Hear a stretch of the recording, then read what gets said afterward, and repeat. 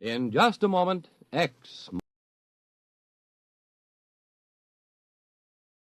minus 1. But first, your home will be filled with the voices of top entertainers and fascinating experts in the homemaking field tomorrow when Virginia Graham and Mike Wallace bring you another broadcast of NBC's Weekday. Among the special guests is Rita Gam, Hollywood star and one of Grace Kelly's prospective bridesmaids. And Rita will be joined by a singer whose unique style is well known to his many fans, Johnny Ray. Then from Britain, it's actor Trevor Howard. Meet them all tomorrow when NBC's Weekday brings you another day of fact and fun on this station. Now stay tuned for X minus 1 on NBC. Countdown for blast off. X minus 5, 4, 3, 2, X minus 1, fire.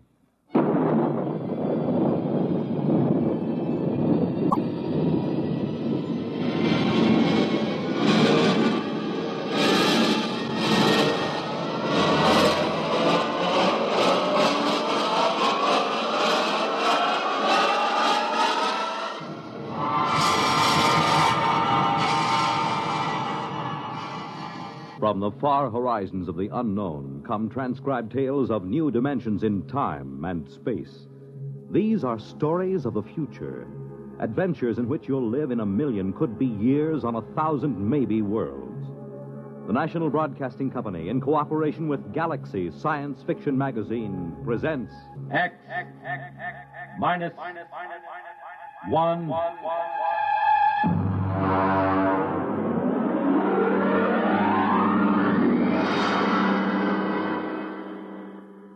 Tonight, a story by Frederick Pohl, Tunnel Under the World.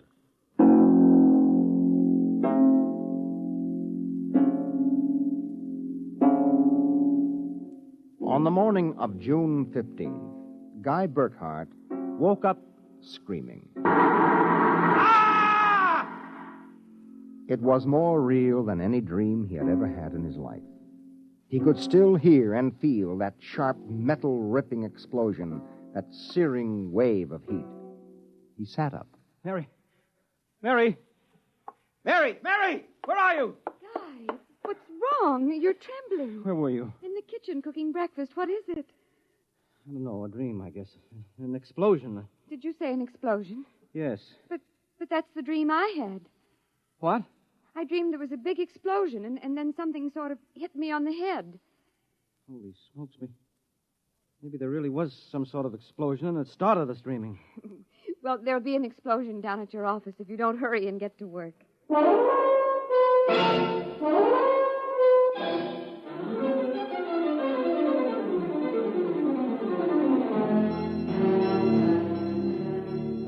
Coming in on the bus, Burkhart watched to see if there was any evidence of an explosion. There wasn't. If anything, the town looked better than ever. The only thing that seemed strange to him was the fact that none of the usual crowd was on the bus. He was a little relieved when his old pal, Henry Swanson, finally got on. Excuse me. Henry. Pardon me, sir? Henry, what's the matter with you? It's me, Guy Burkhart. Burkhart? Sorry, I don't believe we've met. What?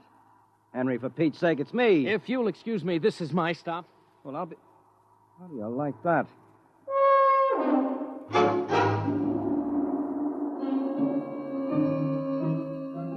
Guy Burkhart got off in front of the gigantic Contro Chemical Building, took the elevator to the 98th floor where he had worked in the accounting department for 12 years. It wasn't until he was almost at his floor that he realized the speaker was not playing the usual commercials. Friends, are you happy with your present home freezer? Of course not. Well, the answer to your problems is a Fecco freezer. Fecco freezers are better freezers. Most wives would do anything for a Fecco freezer. Friends, are you happy with your present home freezer?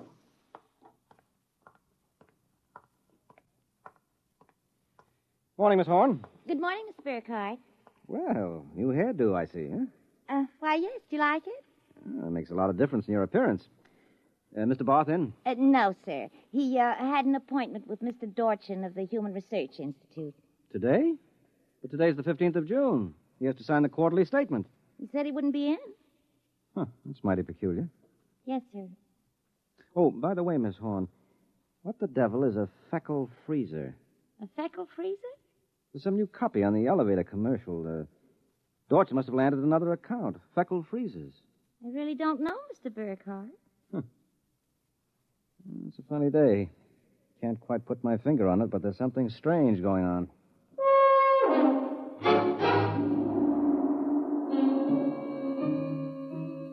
He couldn't shake the thought out of his mind. It persisted all through the day and through dinner.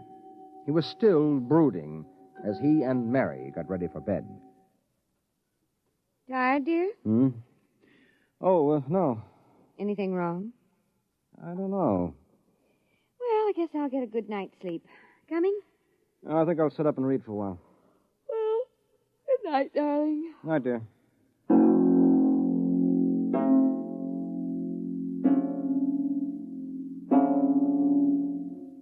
At exactly midnight, Guy Burkhardt lapsed into a sudden, deep sleep. And the following morning, he woke up, screaming. Darling, what is it? What's wrong? Oh, nothing. Bad dream, I guess. Oh, you gave me such a shock. I seem to be having a lot of nightmares lately. Really? Yes, the one I had yesterday. This was the same. A big explosion and then nothing. You had a dream yesterday? Well, of course I did. You had the same sort of dream. I? Guy, you're mistaken. I don't remember dreaming. Oh, now, Mary, you told me. Guy, you're mistaken. But, Mary, you... Maybe you dreamed I had a dream. Maybe... Well, yes, I might have done that, I suppose. Everything did seem sort of strange yesterday. Oh, that's probably it. You better get dressed, dear. Today's the 15th. That's when the quarterly statement... 15th? Yes. Well, it must have been a dream, because yesterday was the 15th.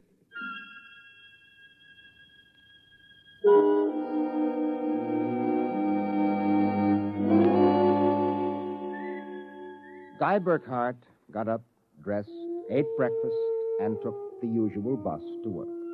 Once again, everything seemed even brighter and newer than usual.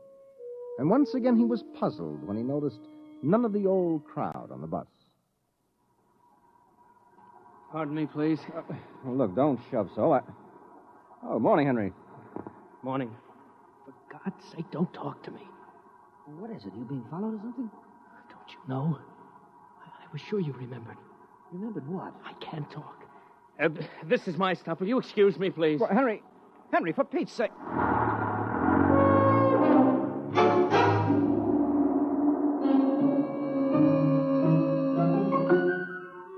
As in yesterday's dream, Guy Burkhardt got off at his stop and took the elevator to the 98th floor.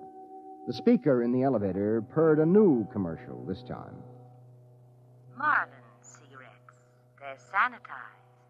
Does your present cigarette make your throat feel raspy and unpleasant? Marlin cigarettes contain a miraculous new drug which actually gives you the sensation of smooth, creamy smoke. Marlin cigarettes. Marlin cigarettes. He walked down the marble corridor to his office. Good morning, Mr. Burkhardt. Good morning, Miss Horn. Do you like my new hairdo? Yes. Is Mr. Barth in? No, sir. He had an Appointment with Mr. Dorchin at the Research Institute. I know. You know? Well, I guessed it anyway. And today is the 15th of June, and he won't be here to sign the quarterly statement, and I'm going nuts. Let me have a cigarette, will you? Yes, sir. Try one of these. They're Marlins. I never heard of Marlins before today. What are we, a bunch of guinea pigs? Something wrong, Mr. Burkhardt? Wrong? Perish the thought, Miss Horn. Perish the thought.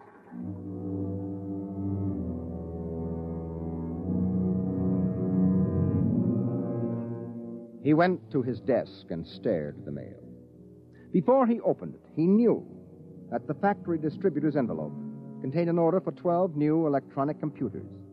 He knew that the development journal contained an article about a new method of transprinting selective brain circuits of human engineers onto the electric brain circuits of robot engineers to facilitate the operation of automatic factories.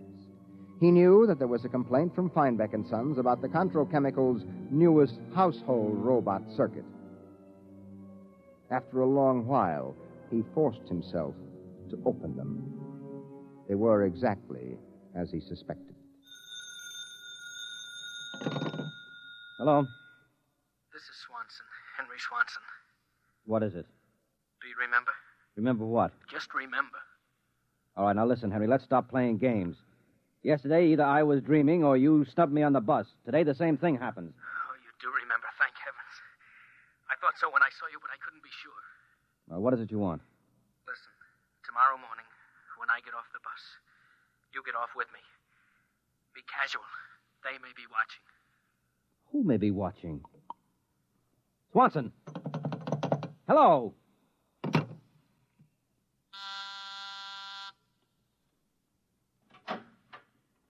You buzzed, Mr. Burkhardt? Yes, I'm still out of cigarettes. Would you buy me a pack of Kelvins? Wouldn't you rather have Marlins? I smoke Kelvins. But, Mr. Burkhardt, Marlins have that soft, creamy smoke that's so soothing to your throat. Oh. You really believe that stuff? Well, it's true. I wouldn't say this, Mr. Burkhardt, except that, well, I've gotten to know you pretty well, and I've grown to admire you so much. I see. Would you mind, Mr. Burkhardt, if I told you that for months now I've wanted to, well, just comfort you? I know how troubled you've been. Well, you've never mentioned your feelings before, Miss Horn. April. My first name's April. Well, that's a pretty name. You see, I do have your welfare at heart. That's why when I see you smoking Kelvins and I know Marlins are so much better, won't you let me buy some of them for you, huh? Well, I suppose so. Why not? Here, bring me a carton. Oh, thank you, Mr. Burkhardt. Guy. I think you ought to go. I'll be back.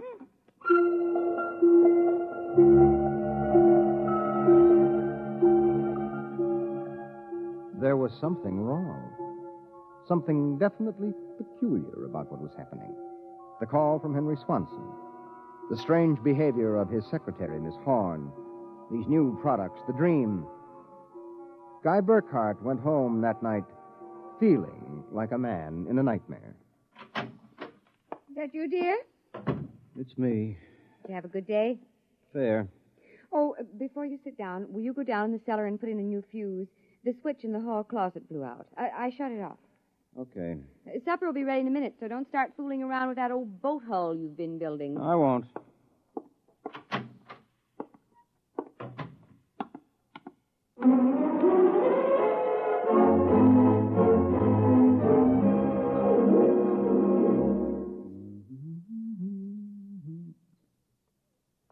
Mary!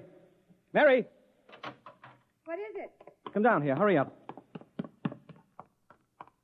What is it? I don't know. I'm not sure. I was looking for a fuse, and I thought maybe I'd dropped one under the boat hull, so I scratched around. Look. Let me put the flashlight on it. Well? Look at the floor. What about the floor? It's supposed to be cement. Well? Well, it's copper. There's a thin layer of cement, but underneath it's metal. Look here. Underneath the concrete, more metal. And here on the wall. You see? Metal. Metal under the floor, behind the walls, every place. Well, I don't really understand. Mary, I know this sounds crazy, but somebody, for reasons I can't even begin to guess, has taken this house and replaced it with a clever imitation. Guy. Mary, I'm going to look around a little more. Well, your dinner will be ready. All right, save it for me. There are a couple of things I've got to figure out.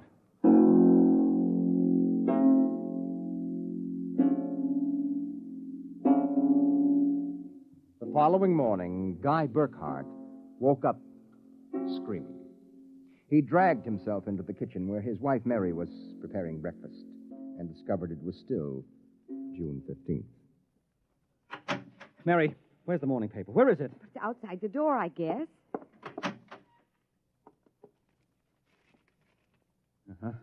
June 15th. You'd better hurry, dear. Today's the day Mr. Barth fills out the quarterly tax return. Oh, no, it isn't. What? He won't be there. He'll be at a meeting with that crackpot Dorchin at the Human Research Institute. Mr. Dorchin? He'll be there. And Miss Horn will have a new hairdo, and the elevator will be selling some new product, and Swanson... What about Swanson?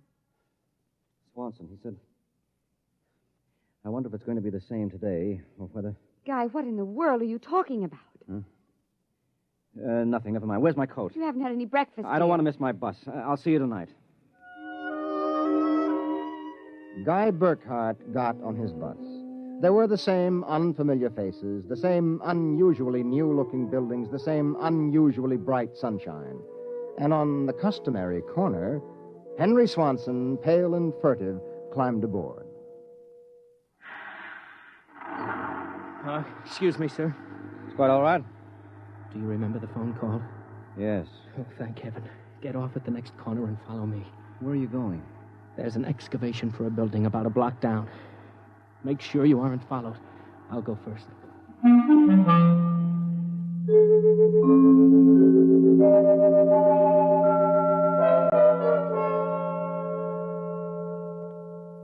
Burkhart. Here, behind the fence. All right now, Henry, what's this all about? I'm not sure. At first I thought perhaps they were Russians. Now I'm beginning to think they're Martians. No humans could have accomplished what they've accomplished. Now, wait a minute. Start from the beginning, Henry. What's going on? Look, Burkhart, peculiar things have been happening to you, right? Yes? A lot of your friends are missing. Your house seems changed. Yeah. There's something stranger than that. The date. Today is June 15th. Yet I could swear yesterday was June 15th and the day before that. You got it, friend. It's always June 15th. And you and I are the only ones who know it. But why, Henry? How? I'm not sure. I think it's some sort of mass hypnosis or something. Well, why doesn't it work for us? My wife, Mary, doesn't remember a thing. Somehow, when it happened, they missed us. We were protected from the full force of the rays or whatever they used. Burkhart, where were you on the night of the 14th, about midnight? Let me see, that was Sunday night. Yes. Yeah, I was down in the cellar under the boat I'm building. I was in my darkroom developing some pictures. This just doesn't make any sense to me. Russians, Martians. What makes you think that? I've seen them. Where? At the end of the tunnel. What tunnel? The one they built under Tylertown. A tunnel under Tylertown? Yes, that's right. It's made out of copper or some alloy. Copper? Wait a minute. I found a copper layer under my cellar floor last night. So did I. That's how I discovered it. I found a way to get in, too. It's at the bottom of this excavation. Holy mackerel. Henry, why don't we tell the police? Because we can't trust them. Even the police may be Martians in disguise. Oh, come on now. You're being melodramatic. Oh, am I? Well, you just come with me. Where? Into the tunnel. I'll show you.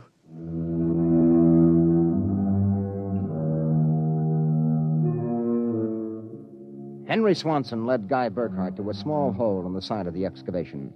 There he removed a cut-out piece of metallic substance, and they crawled into a dimly lighted tunnel.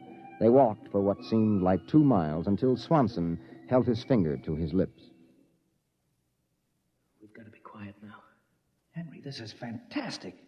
They've got a tunnel right under the whole town. Oh, you haven't seen anything yet.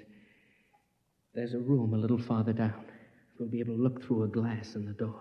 Is it safe? It's perfectly safe, unless one of them comes along. Oh, come on. Okay. Here. Now, Burkhart, look through this glass. Now, just so I know I'm not completely insane, tell me what you see. Good Lord. Well? A tremendous panel with dozens of telescreens. And in front of each, a servo robot. They seem to be computing something. Yes, I watched them. They're evaluating data from the screens. Have you gotten a chance to look at the data on those screens? No. I've been afraid to go in. There might be a warning circuit somewhere. Well, if we knew what those robots were working on, we could go to the authorities. I'll risk it if you will. All right, it's worth a chance. We're lost anyway. Okay. Open the door.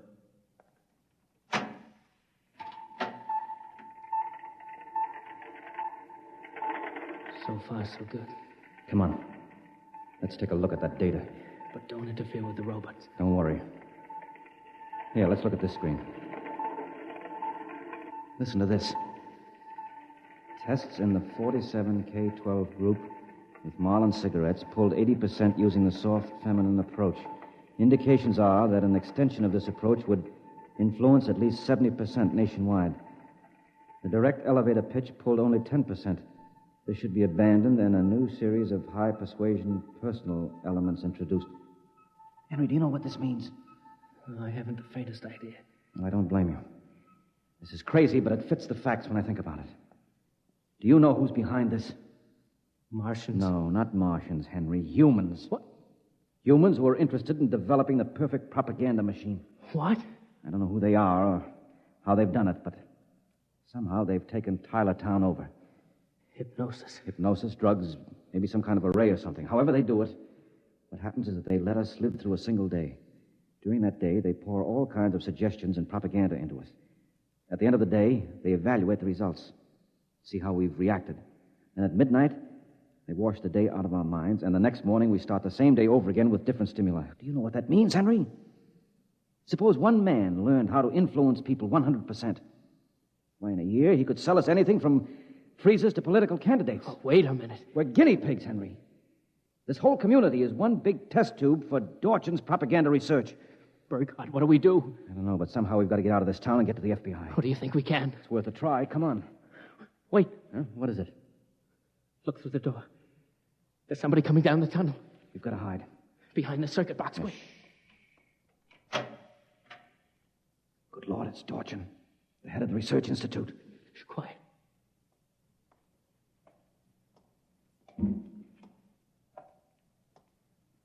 All right, Burkhardt, come out. We know you're in this room. Miss Horn has informed us that you remember. I must warn you that it's useless to buck us. Come out peacefully. Let our maintenance crew adjust you properly so you don't remember from one experiment to the next. It will be quite painless. If you don't come out peacefully, we'll have to get you. Henry, take this wrench. When I give the word, jump him. But he may be armed. Well, we've got nothing to lose. Very well. I'm coming after you. Now! Burkhardt, I've killed him. Now, wait. Get his coat unbuttoned. Maybe his heart is still beating. Henry! What is it? What's wrong? Look underneath his coat. Heaven help us. It's a robot. A humanoid robot designed to look like Dorchin. Come on, let's get out of here. Wait. What's that? It's a loudspeaker. I told you it was useless, gentlemen. Who are you? Mr. Dorchin, naturally. The real Mr. Dorchin. What are you trying to do to us? Merely trying to prevent you from damaging my experiment, gentlemen. You can't get away with this, Dorchin. Sooner or later, somebody, the FBI or somebody, is going to get wind of this madness. Really, Burkhardt, you're quite naive. Now, why not be reasonable and let the maintenance crews adjust you? And if I refuse, I suppose you'll kill me. That would be quite impossible. Oh? You see, Burkhardt, you're already dead. Dead? You're shocked. It's quite true. You and everyone else in this town were killed by a premature atomic blast at the Contro chemical plant. The blast occurred at 7 a.m. on June 15th. That is the last thing imprinted on your minds.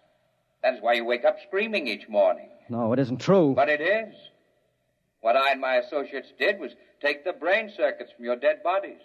We stored them in electrochemical batteries till we had a chance to rebuild the cities and begin our tests. Do you think I believe a fantastic tale like that? I imagine you find it incredible. Of course, we didn't rebuild everything exactly. After all, it only has to last for a single day, June 15th. At midnight, we turn off the power and wash out the memory of the day.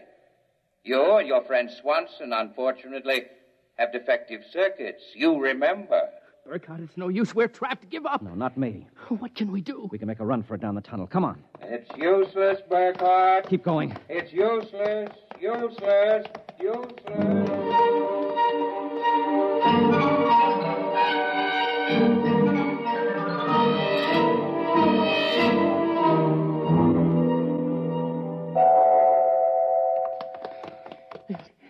Now, this door is open.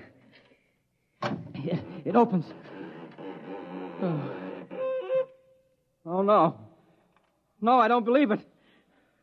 Swanson, look.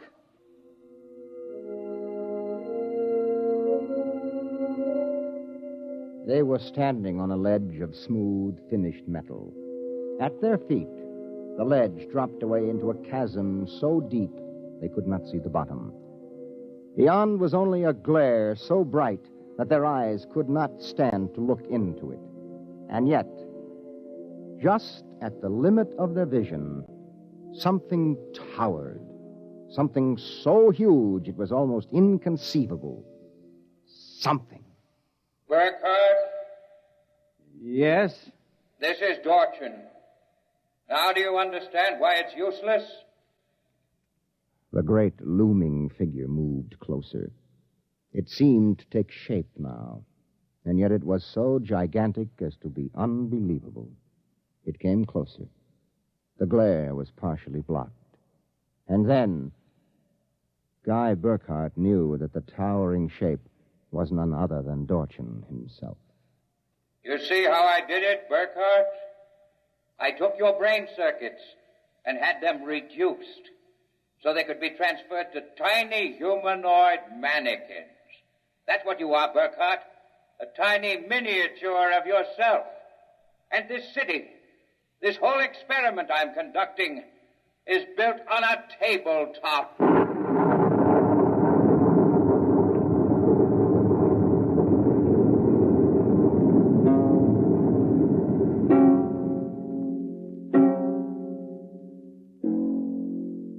It was the morning of June 15th, and Guy Burkhardt woke up out of a dream screaming.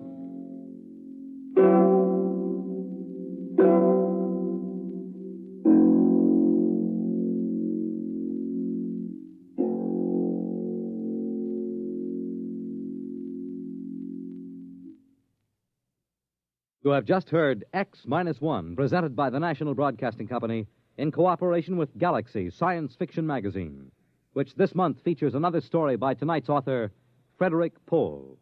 It's the second installment of his novel, Slave Ship. Your announcer, Fred Collins. X-1 was directed by Daniel Sutter and is an NBC radio network.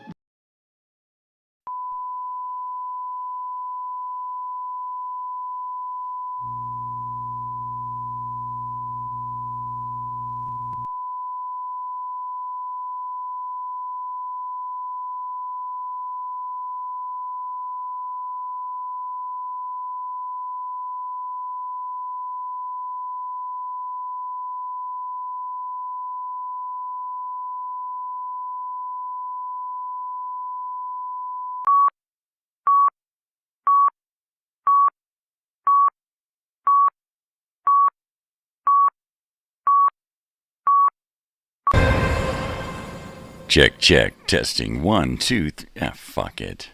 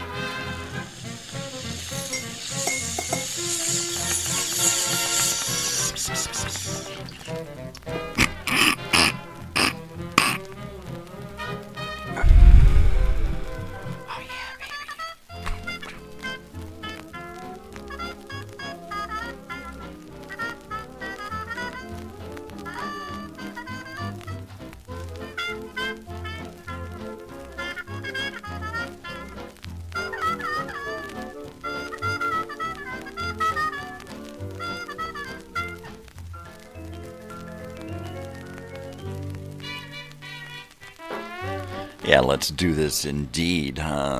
Good morning, everyone. It is today. Today is not Tuesday. I swear to you. Today is Old Time Radio Wednesday. It is. And our album for yesterday was right there. And that's gone. There it is. And there you have it. Movie of the week, Cool Hand Luke. TV show of the week, 3 for the road. Good stuff. Alex Rocco. Vincent Van Patten. Leif Garrett. Great show. Like most of the best shows, it was short-lived. It was, yeah. It was short. I am here. This is the morning report. Good morning.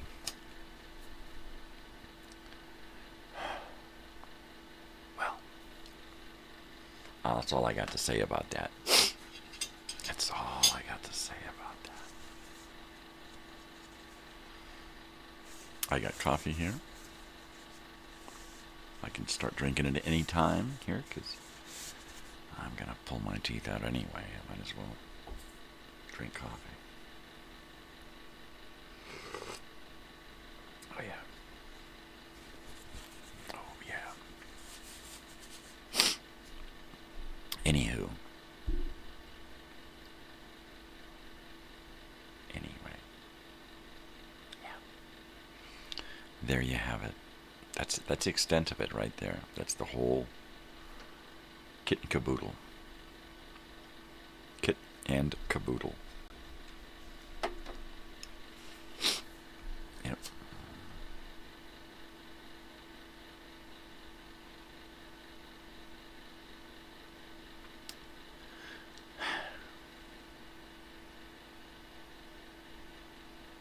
Totally.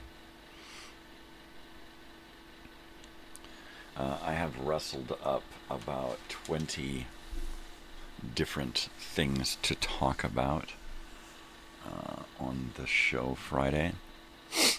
And now I need to come up with I don't know, a half dozen, 8 or 10,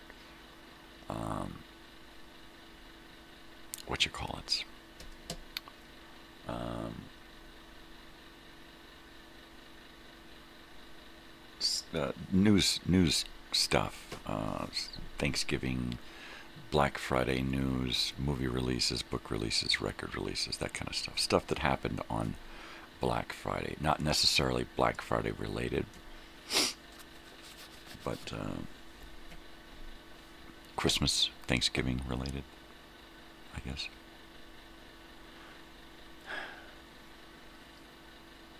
So I'll be looking into some of that today while I'm making my 20 little snippet videos to hang in the background behind me. And on occasion, I will add a commercial or something to watch.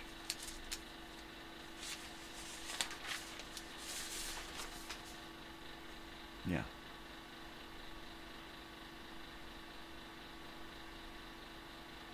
So we're going to talk about G.I. Joe. We'll probably watch a G.I. Joe commercial and then have some G.I. Joe graphics hanging around while we talk about it. That kind of stuff. Nothing fancy. We're not going to go into great detail. We're just going to we've only got 10 or 15 minutes. About 10 minutes or less to talk about each subject, and then to take a few comments. Fax machines, phone lines are open.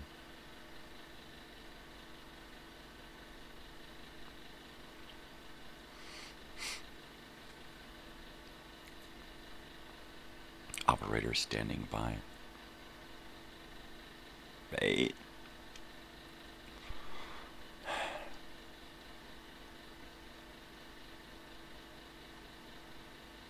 Went and cleaned a house yesterday.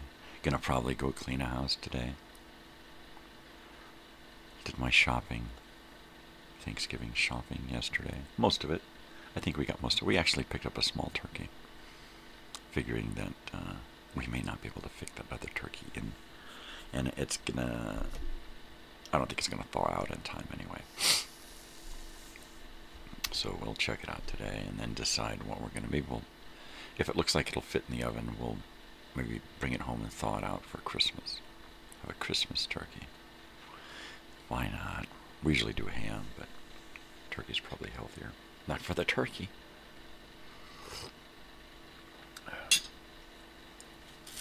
Totally.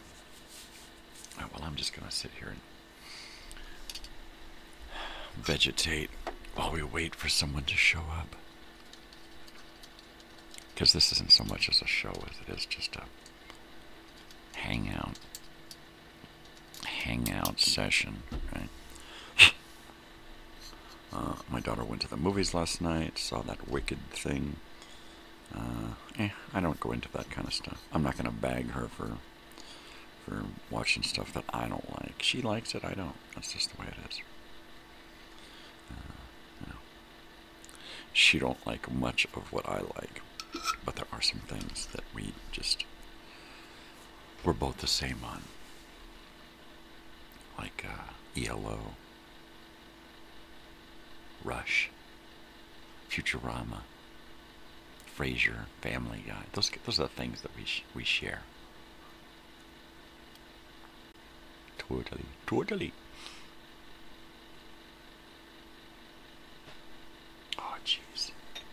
Oh, jeez, Louise. There, that's my new ring. Can't see it, huh? That's because it's clear. It's a slide. It's a slide. It's a slide. It's a slide. It's a slide. It's a slide. It's a slide. It's a slide. It's a slide. It's a slide. Oh. Don't want to get it on there too much because then it'll never come off. Right. My ring. Wedding ring, it just slips on and off anymore. It's so loose. I'm just old and shriveled. Ooh, look, a bong hit. Somebody likes me. Is it me?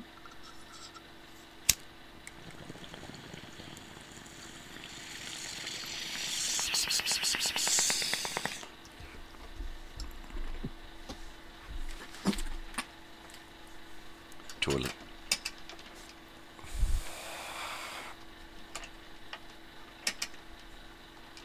Totally.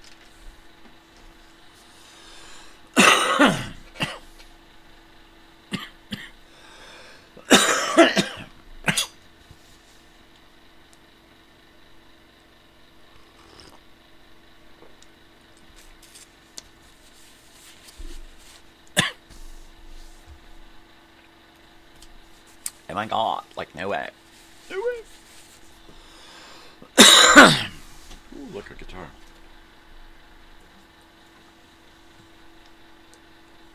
Ooh, it's cold.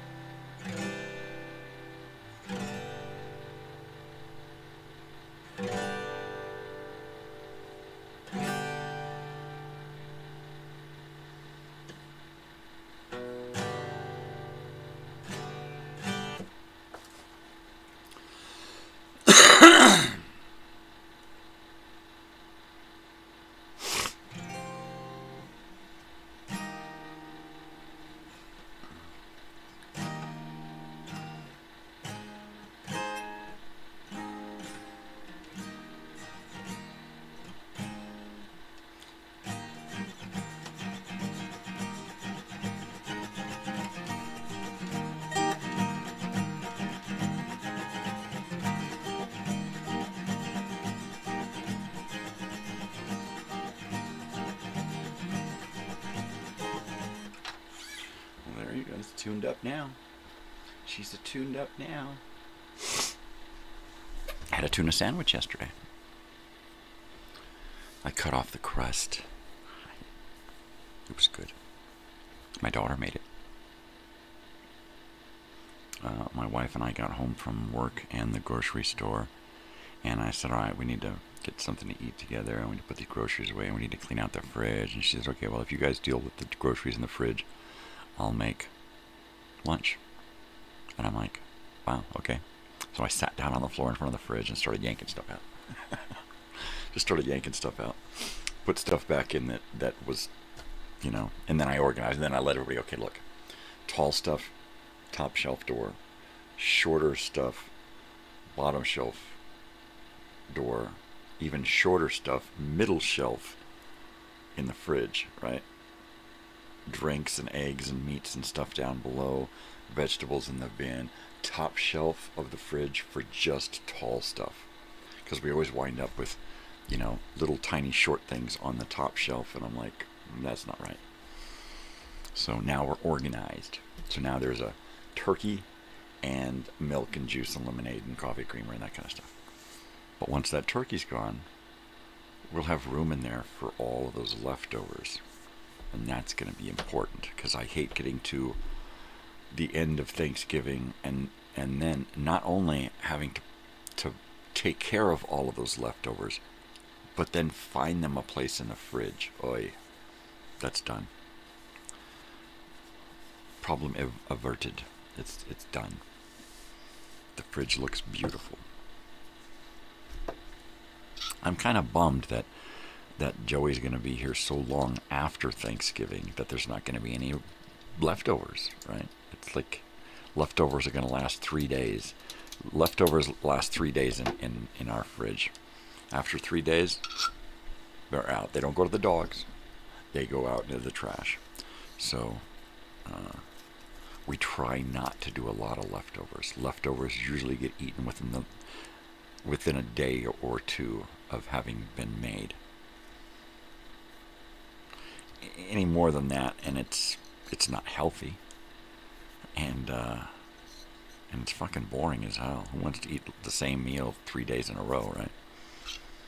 If it's a really good meal, having it for lunch the next day or dinner the next evening is a possibility, but it's not going to go past 2 days.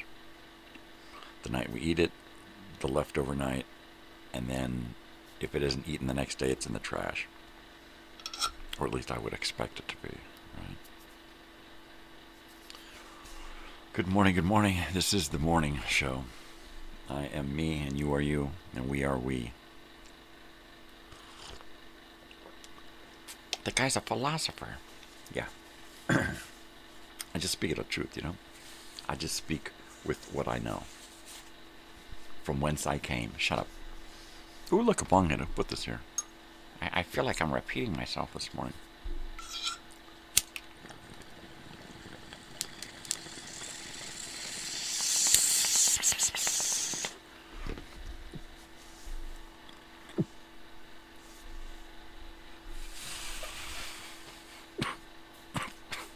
Wow. That's a good one.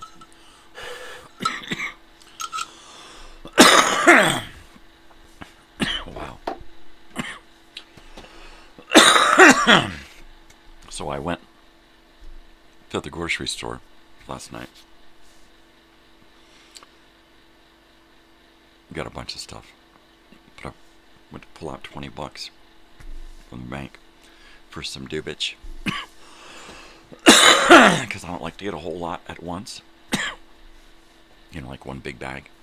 So I like to get a little bit every few days. I can do that price-wise because the prices are set, and I've got these discounts that I get because I'm old. And I walk in there, and half the people behind the 3 girls say, "Hi, Michael." So there you go. I think I'll be going by there today or tomorrow with my daughter because she wants to go by there and get some edibles while they're on sale.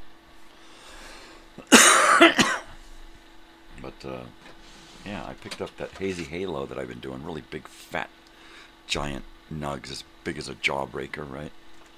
And then I got these smalls, these little buds, that are this tarts.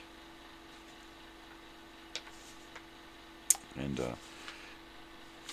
I got the 2 tarts. Actually, I got a tarts and a Hazy Halo at regular price, and then I got one of the smaller ones, the smalls, the tarts. I got that one for free, which was a really good deal. So I went to the store and went to pull out $20, accidentally pulled out 40. So when they said, hey, we got this deal, I went, huh. And I'm like going through my wallet, pulling out 20, 20, 10, a bunch of ones, and I'm like, I'm $3 away, right? Actually, I was way far away, but with my discounts, I also get points, and each point is worth a penny. So I had like $8 in points saved up. So all in all, I wound up being $3 short. So I went out to the car, of course, and got the change purse, the water bag, and was able to make up the $3.15 difference and bring home 3/8 of pot for less than $60, which is pretty cool. Actually, no, it was just a little over 60. It was 67 or something. But I had to use all of my points, and I had to use a bunch of quarters. But it was worth it, because not only did I get enough with that 1/8 to get me through the holiday, with the other 1/8 I'm through the weekend and into next week, and the other 1/8 takes me probably through most of next week. A quarter, not 1/8. These are quarters. So I want I was thinking about getting a quarter, and then I was like, wow, maybe I'll get a half. And I wound up getting 3/4, almost an ounce, that's great. 3/4 of an ounce. That's pretty good. That's of course, that doesn't span a lot of time for me usually, but mostly it's morning weed. Mostly it's bong hits in the morning. That's what it is. I to do a lot of bong hits so that the creaking of my house doesn't frighten me. This place is going to sink, I swear. I'm afraid to get under there and look. I am afraid to get under there, not to get under there, but I'm afraid to see what's happening.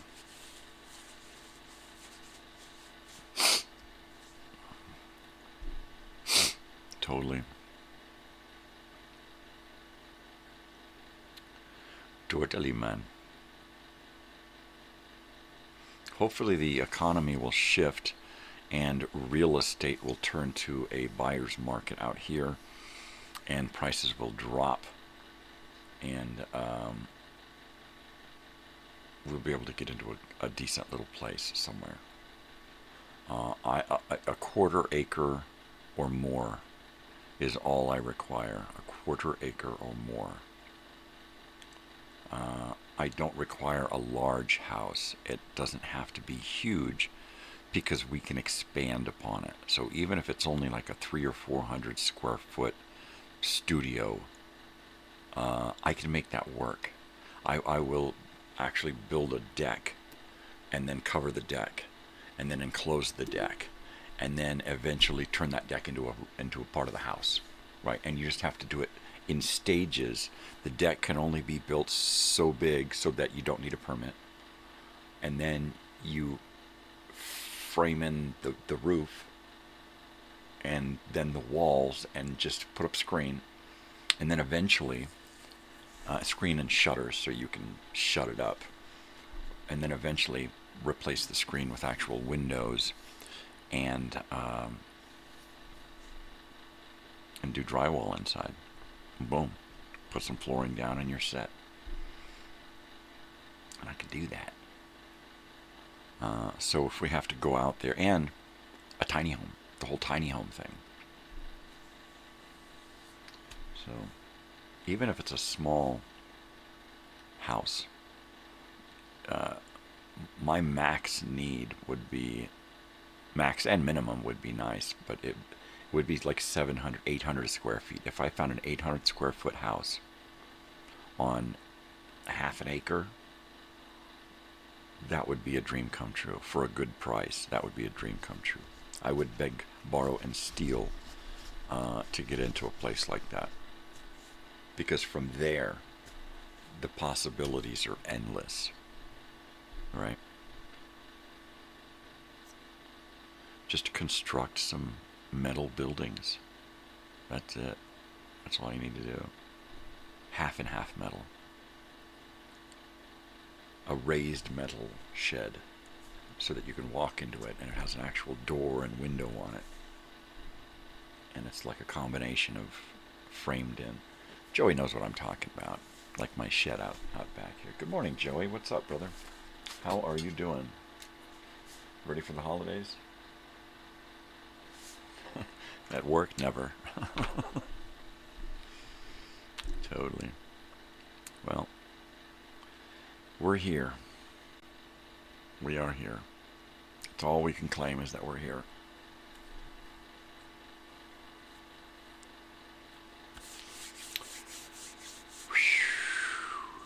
Good, good. I'm glad you're good. Dreams better. You got to program yourself to have better dreams. I swear it works. Try to have something with good stimulus before you go to sleep. With me, it was always a radio show. I could put on an old-time radio show, something fun and adventurous, and just I'm out, and then I have good dreams. Should I come over? Yeah, you should come over now. Classical music I cannot listen to before or during sleep. Anything with classical music, a movie that's got classical music type soundtrack, oh, it gives me nightmares. Anything with classical music gives me nightmares. It's just the sound, right? There's too much information, and it stimulates my brain like fucking crazy, I guess. And then I guess I associate it with scary movies. Yeah, are you here now? Am I going to open up the door and you'll be standing there? I hope.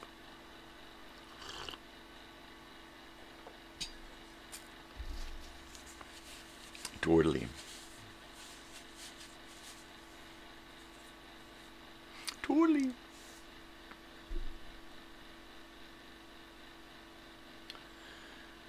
Yeah, be sure to bring your Switch, so we got something to plug into the TV and play with. And then I'll hook up some old game units out here in the living room here to fuck with. And then probably some other games and stuff. We've got some great games. Some board games. We'll be bored playing games. It'd be great. Totally. Totally. Yeah. Totally. Yeah, I spent too much time yesterday playing Command and Conquer.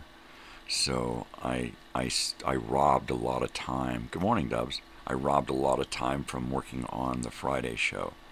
So I've got a lot of Friday show crap to catch up on. I got to put together a lot of little videos to hang next to me in the background, and just a whole bunch of details to work out. All today is going to be making videos and trying to gather my copy, the stuff I want to talk about. Album of the day. I don't know, what's the album of the day? Something, I don't know, Thanksgiving related. What I need is I need a staff. I need a staff to put together a list. Maybe I'll use Copilot for that. I'll use my Copilot here and see if I can get my co-pilot to gather up information for me for, I don't want it to like write what I'm going to say, but if it can gather up all of the facts that I need, I think that's going to help. Because right now I'm bogged down, and I just need someone to research stuff, right? And if I can put Copilot on a couple of tasks, what the hell? I've used it for graphics. Why not use it for information gathering? You know. Yeah. So Joey's on his way over now. He stopped texting because he's on his way. He's gonna walk over. He's gonna walk over. On your way, stop by and pick up some milk at the store down the street. Yeah. Yeah. Yeah.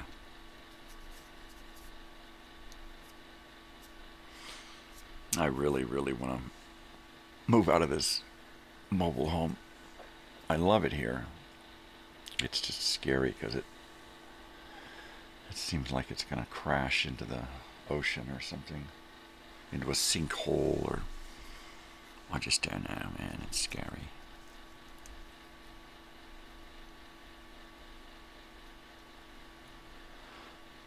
A house. Not a real house. Maybe a real house. A real small house. But a real... I like these out here. There's a lot of these block houses, brick houses. You put him up in vacation rental. No, he's going to stay here. He's too far away, and then we don't get enough time. Last time he was here, and we still didn't have enough time. You know, I was more concerned about him getting rest and wound up boring the shit out of him. So this time we're just going to hang out, play it by ear, and just play. Just play.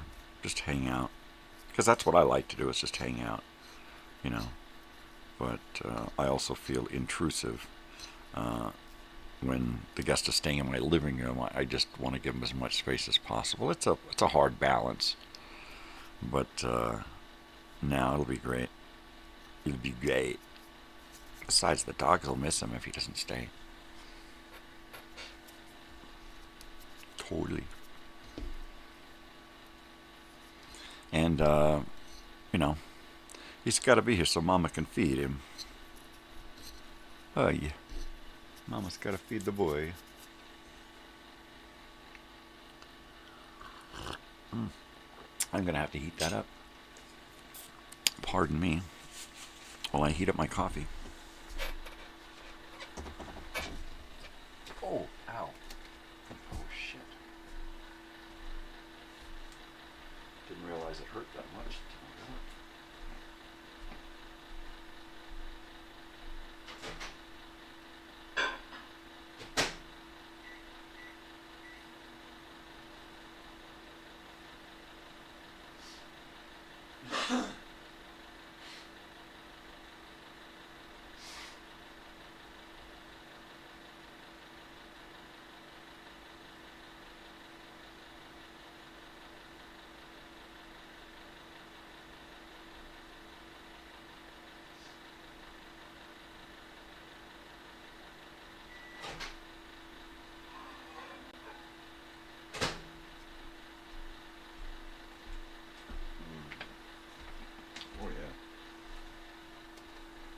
So we clean vacation rentals, and we clean them so regularly that there's never really any need for any deep cleaning, right? Because we're always there, you know.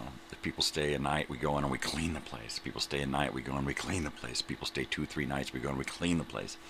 So, but yesterday I noticed that whoever had taken a bath last left a real dinge in there.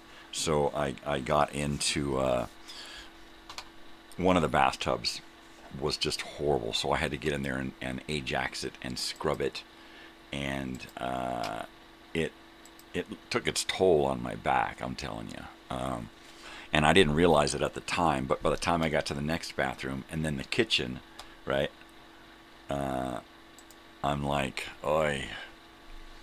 I'm walking around the store. I felt it. I felt it big time. And it. All those bathrooms. Usually it's okay because I'm just doing a regular cleaning thing, you know. Let's do Sex Pistols. Oh, never mind the bollocks.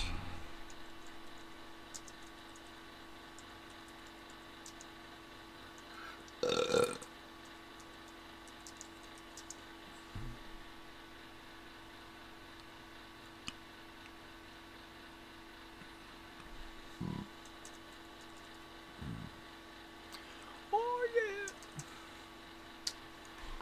Mm-hmm. Totally. Totally. Yeah, baby. 1977 Sex Pistols. This is one of those things that I would have listened to over at Punker Paul's house when I was ditching school in the 7th grade. And if you haven't heard enough of that story, then you ain't been here long enough. Because that's one of my my growth periods. And let's say we'll save this image.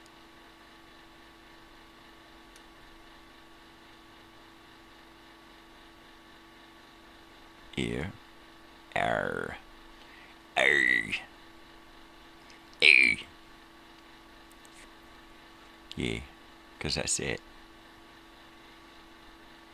That's all. Well, hopefully that will work. It's in there. It's being scanned.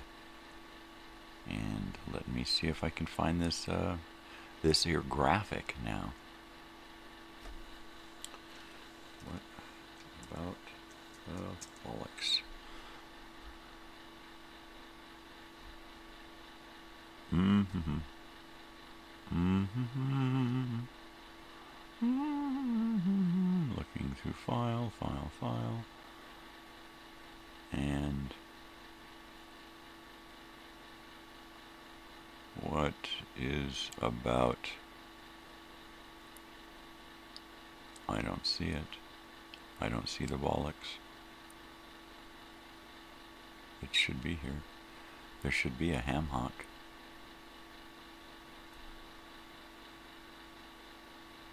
Yeah, it didn't save here to this file. Doesn't that always suck when that happens?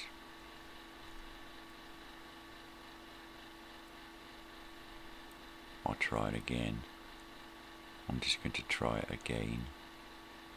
It's a JPEG. It should work, right? KMET is the station that rocks. Hey. Punker Paul. I knew 3 Punker Pauls. And I knew 2 Rocker Pauls. And that's what we called them. Hey man, where's Rocker Paul? Which one? Actually, the Punker Pauls, 2 of them were in the same era. And the Rocker Pauls were in different eras. Same town. Yeah, but it was like, you'd be, which Punker Paul? Totally. Alright, let me see if I can find this stupid graphic again here. There it is. What about the bleemin' bollocks? Oh, it's huge. Oh, hello, I'm here, never mind. I'm here. And I gotta do this live and shuffle this thing around here. Did I just flip it? I did. That's funny. I didn't realize you could flip an image that way. Alright, there you go. There you have it. There it is right there. Thank you for the suggestion. What about the great rock and roll swindle? What about it indeed? Oh shit. I haven't been keeping track of the albums of the day. I see it says TIB. Okay. Let's see, Cool Hand Luke. Then we've got 3 for the Road. But what's VAB and TIB? There was Johnny Rotten. Well, I'll give you a Johnny Rotten. So yesterday's album. What was yesterday's album? Anybody? There's a quiz. Anybody paying attention?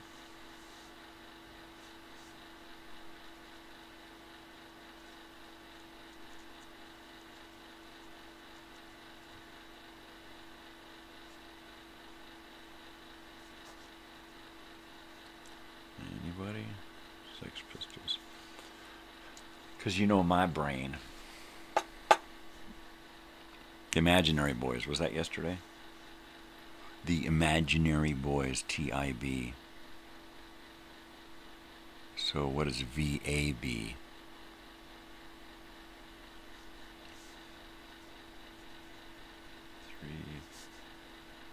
Imaginary Naked Boys.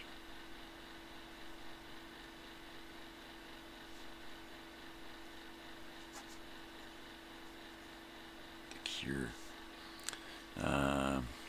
So yeah, the V and B, V and VAB. VAB are the initials of the album from Monday.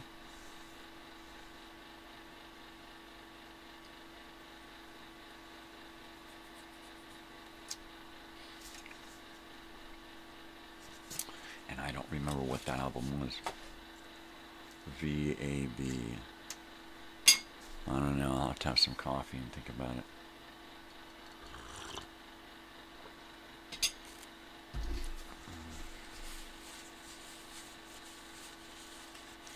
I just don't know.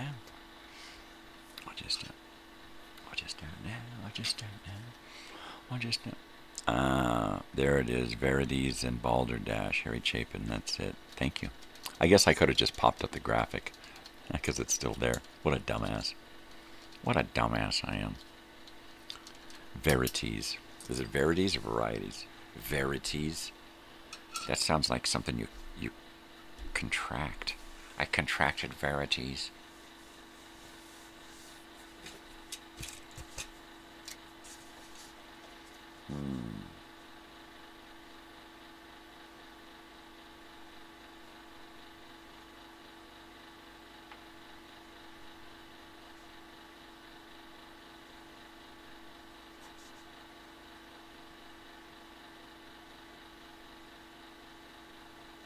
Totally. Thank you, sir. Thank you for paying attention, eh? Totally. Well, geez, you suggested these things. So you should know. You should know, eh? Oh, look. Looky there. Looky there. Well, anyway. This is the holiday season here. Getting geared up for Black Friday is got me going crazy of thinking about what's going to happen on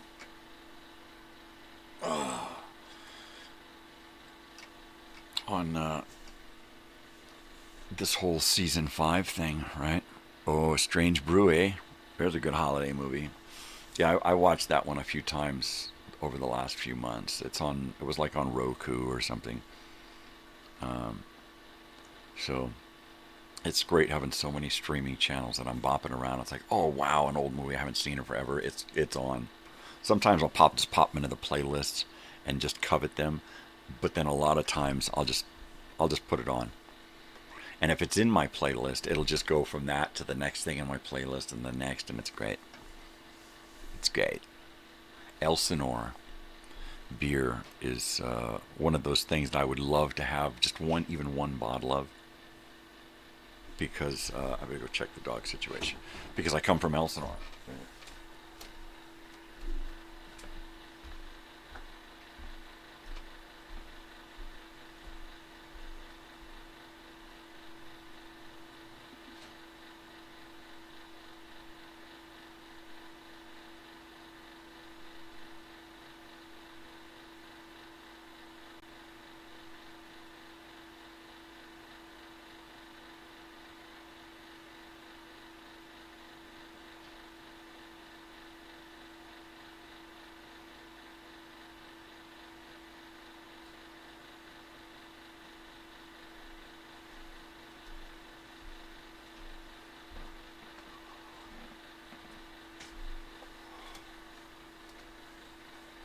Yeah. Nothing. Probably just my house settling. Scares the hell out of me. Rick Moranis. Okay, so we're gonna do the show, okay? This is my show, and it's just about a bunch of guys just sitting here hanging around, eh? And we're just gonna be talking about stuff. So it's Wednesday, so we're gonna talk talking about radios, eh? We're gonna not like radios, eh? We're gonna talk stuff on the. We can talk about radios too, because you gotta have to have a radio to listen to stuff. So if we're gonna talk about radio stuff, we might as well talk about radios too, eh? Totally.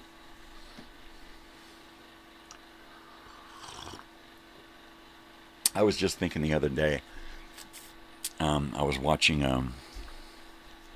what was it? Square pegs, right? Square pegs, square pegs. I don't want to wear my glasses. Do I have to wear my glasses? So I'm watching this, and one of the characters is a little comedian kid. And it's Halloween, and he's dressed like Bob and or Doug McKenzie from Strange Brew, and he's got the hat and the shirt and the jacket and everything, and it's perfect. And I'm thinking, you know what?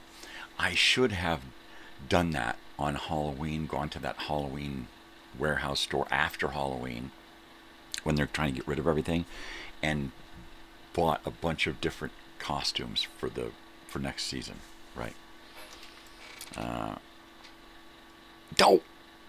Yeah.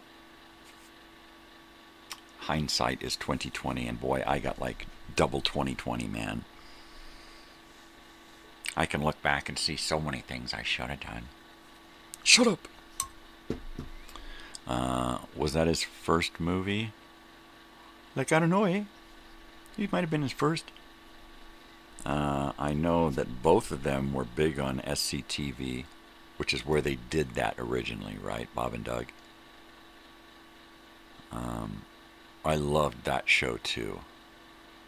That was a great show, seeing early John Candy doing his shtick. And all of those characters, all of those guys just went on to do so many cool fucking things. The movie Club Paradise, right? Fucking great. It's great, eh? Totally great, eh? Yeah. Yeah, great. Oh man, see now I'm doing a flashback here, and I'd love to take you with me, but it's all up here. I'm time traveling right now. Made in Canada, eh? Don't you know, eh? Oh look, a bong hit.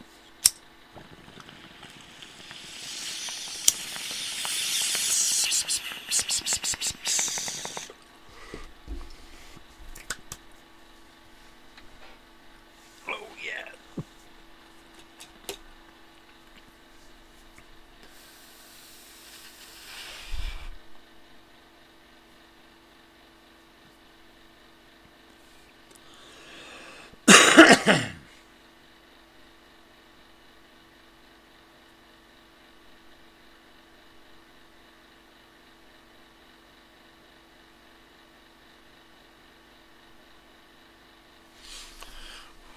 Yeah, I don't want to rent another house.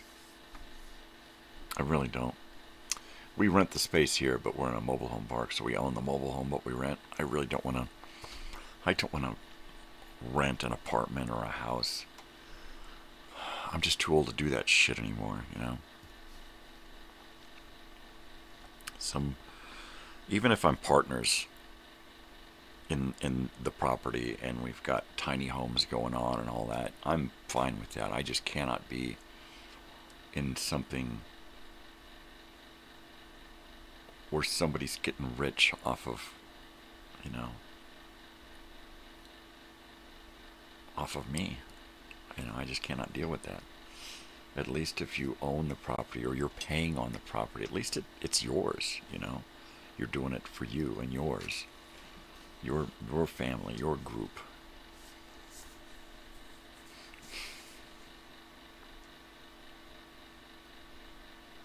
All I need is a tiny home and a garage or a big building to set all this up in. If I had a 12 by 12 shed, that would be big enough to do all of this, right? It would. I would be closer up against the wall over here, and my cameras would be right up against the wall there. But it could work, right? It could work. I could do it in a corner and have a little more distance, right? Who fucking knows? I don't know. I don't know nothing anymore.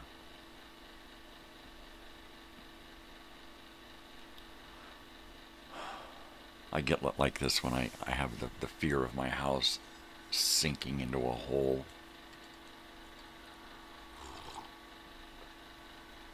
I don't know. It might be paranoia or an irrational fear. Or just the fact that I know too much about construction.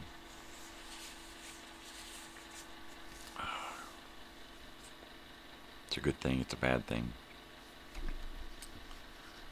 Yeah.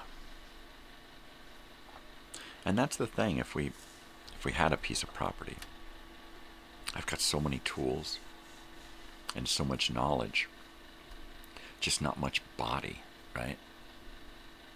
But if there were a couple of me, a couple of bodies, that's all it would take. I don't want to move cinder blocks and paving stones and lumber and shit. At least not alone.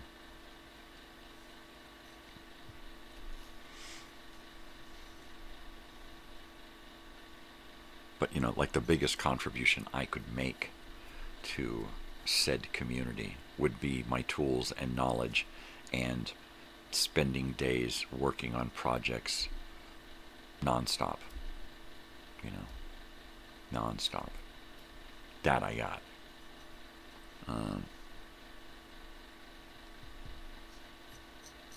I'm not always real fast, but I do get shit done. And with others around who actually have the physical ability to do stuff, well, that makes it a little quicker. You know, you work on something all day long and get shit set up so that when somebody gets home, you need them for 15 minutes to help do something that's going to take you another 6-8 hours down the road, right? That'd be great. What'd you get done today? Well, check this out. Hold this. Pick that up. Now we're even more done. Thanks. Check it out tomorrow. Well, I could do that all the time. I could do that all day and all night. I've slept in construction mess that I've been working in, right? It's like you get up, you grab a cup of coffee, and you start working. You have lunch in where you sleep, in your bed right there. I mean, it's like you're just living it. Anarchy in the UK. 49 years ago. Yeah, crazy, huh? That's crazy, man. It just popped into your feed, see? Oh, of course it popped into your feed. Somebody planned it. Someone or something planned it. That's the way it works. I would love to have a place where I could completely deprogram from everything. You know? You come into the house and it's like, okay, look, there's your box. The phones go in the fucking box. This is the time to time travel. You know, everybody. So that when you come into the house, into the main house, to hang out and do this stuff, and you got your little tiny home, it's to leave your phone in the tiny home. Come into the main house, because that's going to be about community, not about sitting there on your phone going, oh, that there was someone who did that. There was a family gathering, and someone was, and this is at the end of my father's life, right? And he was gonna be dead in like a month or two. And there's someone sitting on the phone, right? And the rest of us are engaged in that moment. And the other someone is over there. Every once in a while you can hear that someone sit over there and go, yeah. Like they're engaged in the conversation. And they're totally out of time. They're totally out of place. They have no idea what is going on. But every once in a while, they pop their head up and go, that's right. And their words mean nothing because they're not part of the conversation, right? And their comment is totally it's totally skewed from what we're talking about. And it disgusted me. I had to get up and walk outside. You know, it was sad. It was sad. You have this moment, this event, this is going on right now. This is fucking reality, and you're gonna sit over there on the couch on your phone and pretend to be involved, and then wonder why people look at you like you're a fucking idiot. Fucking idiot.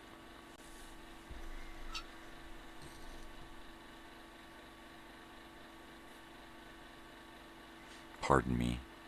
That wasn't a rant. That was just an observation that I made a few years ago.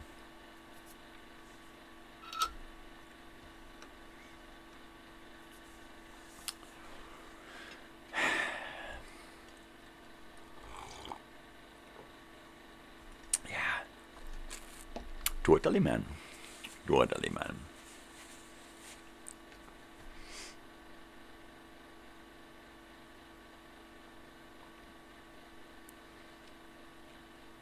Hey, James, are you getting ready to watch that, the rest of Stranger Things that's coming out? Did you guys finish? Are you caught up? What's going on? Because I watched the last stuff way back when it happened, and I'm out of time. I'm out of place. I'm askew from everything because I have no idea what's going on. I haven't got a clue. The bummer is that the first 2 or 3 seasons are pretty clear because I've seen those a couple of times, catching up and going back, and they'll come up with a new season years later, and then you'll have to go back and watch everything again to get caught up again, and I don't know if I want to do that again. I don't know if I can invest the time to go back and re-watch every single episode, so that this new last season has, cohesion. I think what we'll do is we'll wait until this season concludes, because it's the final season, and they're going to do it, and they're going to release it in parts. It'll be, okay, now this is ready. And then you'll watch a couple of episodes, and they'll say, okay, new episode's coming here.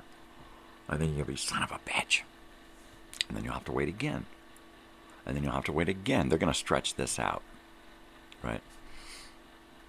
Because this is going to be it. It's going to be over. So they'll probably drag it out for another 6 to 12 months of Stranger Things. I believe it. So what I'll probably do is wait until it wraps. And then when it looks like it's wrapping up, go start rewatching it from the beginning and watch the whole thing in its entirety without having to wait, and just get it done and completed and in the box. That's filed away in the memory box. That's done. Because I don't think I can rewatch it again and then wait. And then wait, and then wait, because it's going to be a couple of waits. We're waiting now, and then we're going to have to wait again after this, and there might be another wait after that. They might chop it up into a few chunks, and release it, so that, like I said, they can stretch it out. Stretch it out. I hate that. I would prefer a show that's released once a month. Every once in a while you get a double episode, so you get 2 episodes a month, spaced out a little bit, right? If I was going to do a show about the past, it would line up with the past calendar, so that whatever's happening on that day in the episode, it's released on that day, and then that episode takes place over a period of time right around the actual period of time you're living in, 50 years later, 60 years later. That would be neat. And to go back and actually line up the present and the past and have them travel together through time in parallel. And then every month have 1 or 2 episodes all year long. Have it be more than just a series. Have it be completely interactive as far as being able to dive into any of the past information. Oh yeah, I can see it now. I can totally see it now.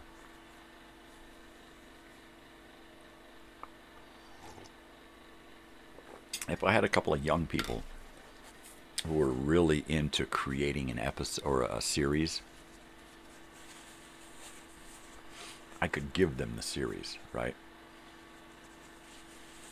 It's the legwork to make the series happen that's the hard shit. I could come up with an episode a month easily and have writers, 2 or 3 writers who are then going to direct, right, some of the episodes, right? They co-write an episode and this writer takes the helm, right? And he's the writer. And perhaps the director, because it's his or her story. And then I would get to direct an episode once in a while and co-write an episode. But I could definitely create the series and write the entire synopsis for every episode. In fact, I've got probably a half dozen now. I thought that I would want to do a science fiction show. In fact, all of my hopes and aspirations back in the 90s was to try to do a science fiction show or video game. And that was one of those things where I would sit and dream and think about and plan and scheme and make notebooks and big giant wall charts and shit. A friend of mine and I worked on the idea for a video game after playing Tomb Raider and came up with this great video game that still today would make a great video game. And it was just an adventure, first person, kind of a shooter game, more like a Tomb Raider PlayStation stuff, first, second Tomb Raider games. Very similar to that, but expanded as far as plots and puzzles and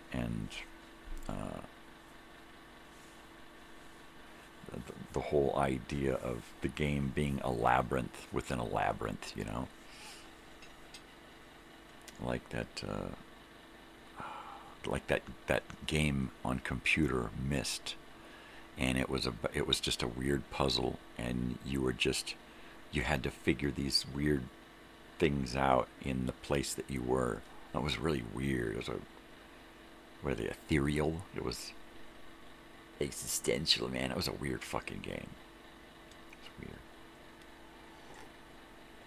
Which I tried to play it, but it was just I didn't have the time to get that weird. I was like, I just wanted to go in, get rowdy, and then get out. That's what I liked about Dune 2000, Command and Conquer Red Alert. You would get in, get busy, hang out, fuck around, and then get out of there.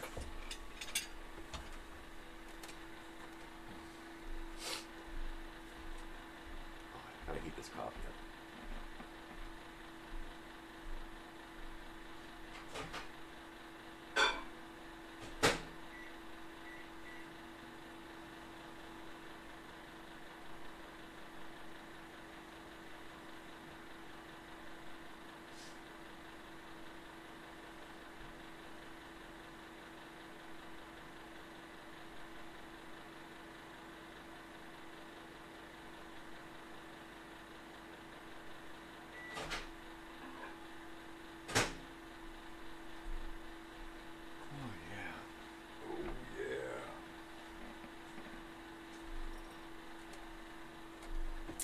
So, yeah, we went out and got the, pardon me, Japan has a new female prime minister now. Oh, right on. Way to go. That's awesome sauce. I don't really have much hope for the world.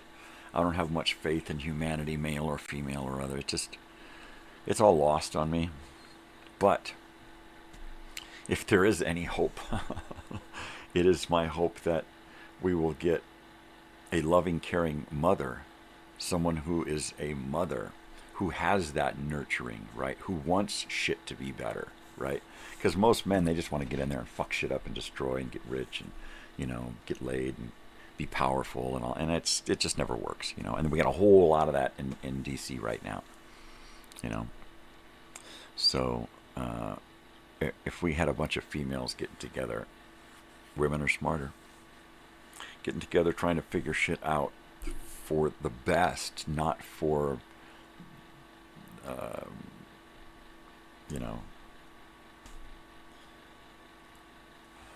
the best monetary gains. We need to get away from that shit. People who don't want to get in there make themselves richer, but they want to actually make the country better. That's hard to find. Most people, they say that, and they start off that way, and by the time they get from here to there, they're just corrupted. Ooh, bong hit.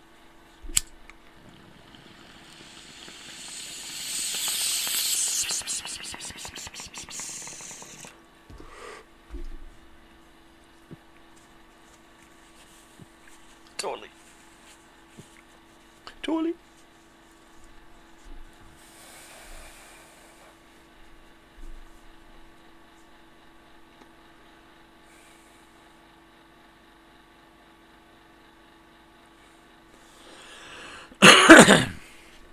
Well, top of the hour.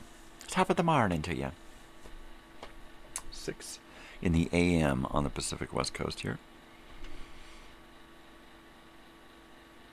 The sun is not quite up yet. It's the sky should be, the curtains closed. The sky should be dinging, getting dingy orange. I promise that at some point I am going to install an outdoor USB webcam and start getting the sunrise report live on the show. At some point, we're going to do that. I have a bunch of them. One of them I could totally sacrifice to the outdoors and install out there, and then just put an extension cord or two on it to bring it in. Tales of Ordinary Madness. Who the hell is that? Right? I live those tales.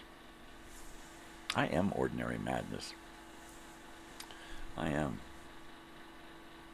It makes me so mad. Makes me so mad. Yeah.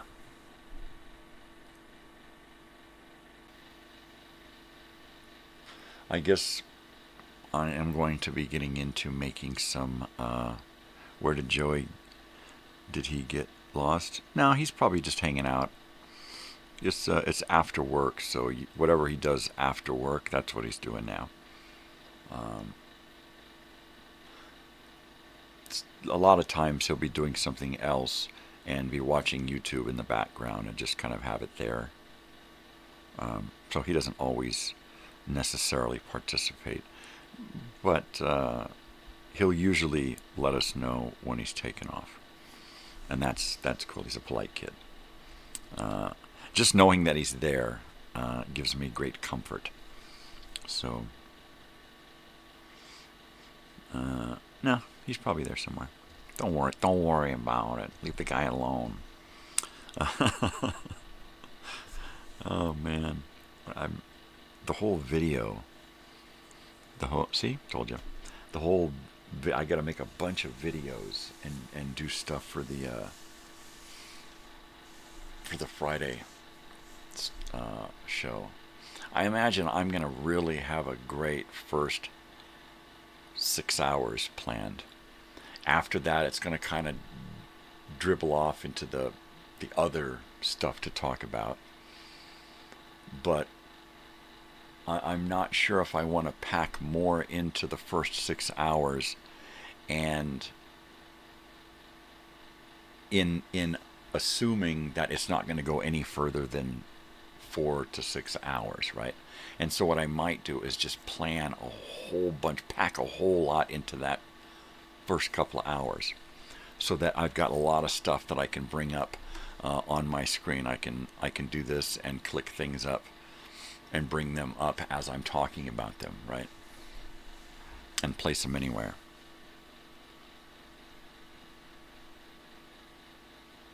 Now, he's not here yet. He's on his way in a week from tomorrow. Right? Yeah, a week from tomorrow. Totally. So I'll be running down into Palm Springs to pick him up from the airport. And then bring him here so he can kick the dogs off his bed. Because as soon as he throws this stuff down, they're right in the middle of it. Just laying right in the middle of it. Oh, them dogs. They just wait for that air mattress to be set up. As soon as it gets set up, they're like, all right, Joey's coming.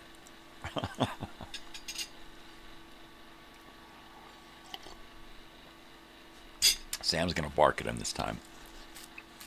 Sam is going to be happy to see him, and at some point he's going to sit there and go, whoa, whoa, whoa, whoa, whoa, whoa, whoa, whoa, and just bark at him. Sam. It's going to be funny. Funny, funny stuff. And Oliver will smile. Oliver will sit there and smile. Totally.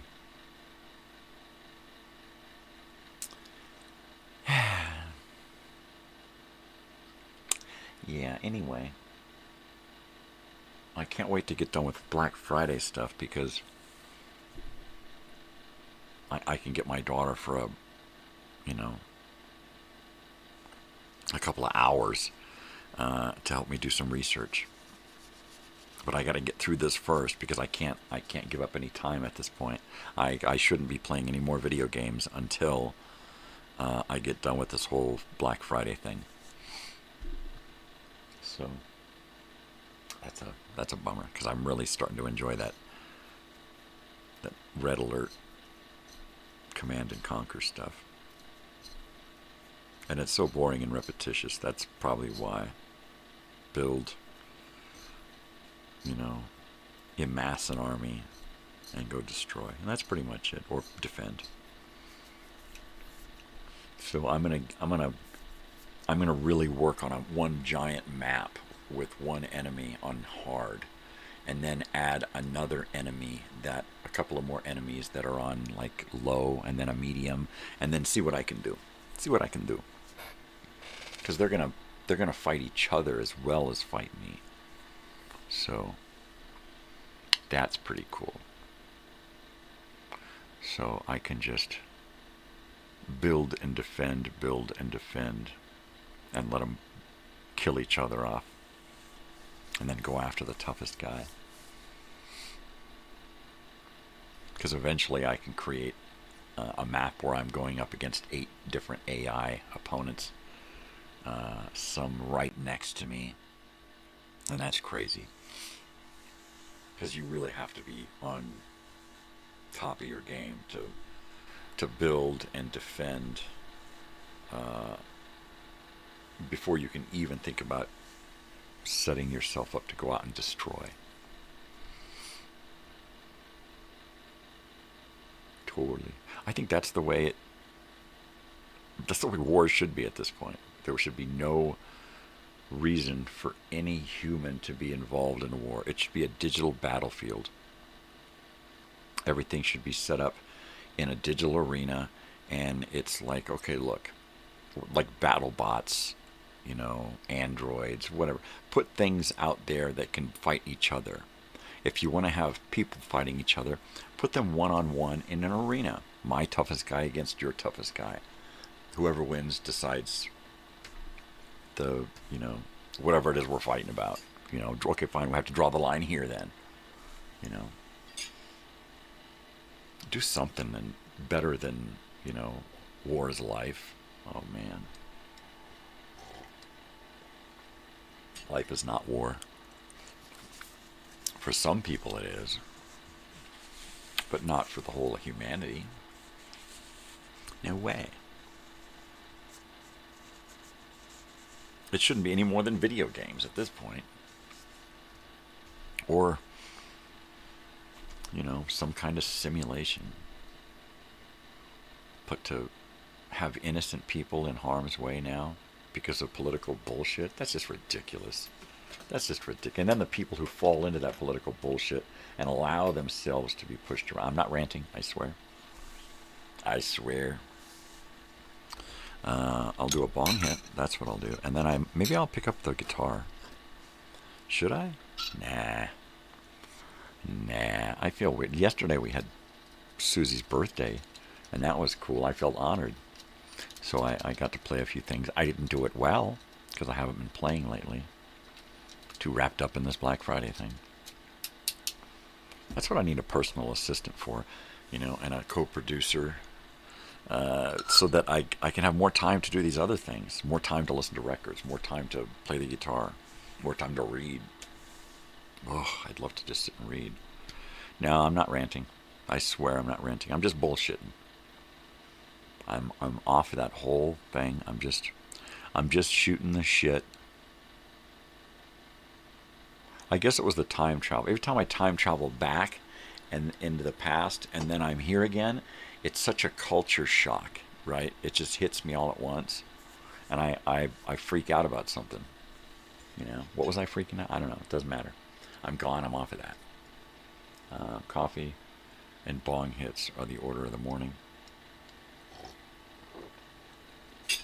Black Friday was almost upon us. I got my grocery shopping done yesterday. We were eating pumpkin pie last night. I can't wait. We're going to pick up another pie, probably a Dutch apple, because you can put a fried egg on top of that slice of Dutch apple pie, and it's like a meal. I swear, do it. Over easy egg on top of a slice of hot Dutch apple pie. It's got nothing on ice cream. Oh, it is so good. It's a meal. It is a meal. It is great. Yep. Is that Southern? I don't know. It's good. That's what it is. It's fucking good. I hope we get rain. I hope we get a little more rain. I like the rain. The rain is good. The rain is our friend. You don't eat eggs? Oh, no. You don't like to eat into baby chickens? Do you eat mommy and daddy chickens? But you won't eat the babies? Yeah. So they're cooked into something like cake. Right, there you go. So you don't do like a quiche or an omelet or what would be something else with prominent eggs in it. You know what, my wife, she makes these fresh green beans chopped up, cooked with onions and peppers with scrambled eggs and tomatoes. And it's one of those things that I had never had before. And sometimes she'll do it with nopales, little chopped up baby cactus petals, right? Sometimes she'll use that. I can't stand that cactus. You will eat quiche. Okay, well, so that's pretty eggy, right? So that's good to know. But she'll make this dish that's green beans and onions and peppers and tomatoes and then scramble it up with an egg or two and then you can add stuff like chorizo and potatoes and just keep building it up, right? I like to make a good potato and onion and egg and cheese casserole, right? You fry up these potatoes in the oven, you kind of bake them until they get all crispy, and then you scramble up an egg into it with some cheese and let that cook, and then you crumble up bacon on the top of that when it's done. Oh, it's good. A little egg and fried rice. Yeah. Oh yeah, that's a must right there. I love the little egg chunks. But yeah, I hear you. Scrambled eggs. Oh, scrambled eggs can make you vomit, man. Just the thought of scrambled eggs, especially if they're not done right. And if you've had scrambled eggs not done right too many times, yeah, it'll be. It's hard for me to do eggs. I just got back onto doing eggs again, but it's like I have to have them in something or with something, like on a ham and cheese egg sandwich, or my wife makes a great breakfast burrito. You know, not like Mexican style. Well, she can, but she'll do potatoes, eggs, cheese, bacon, sour cream, onions, and it's like a whitey style breakfast burrito, you know.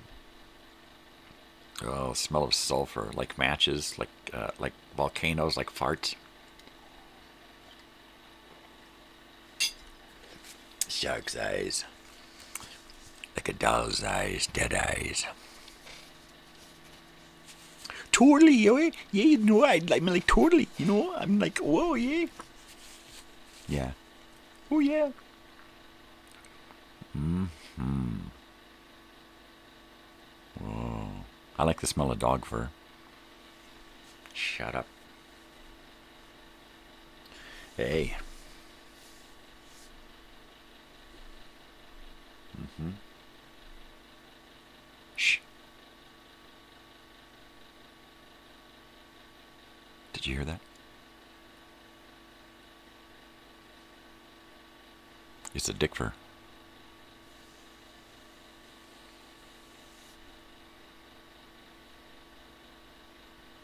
Yep. It's a dick fur. I heard it.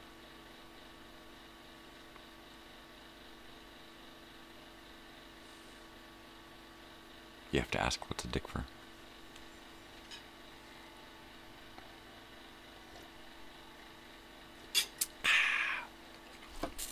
Ooh, bong it. Who put this here? God, somebody loves me.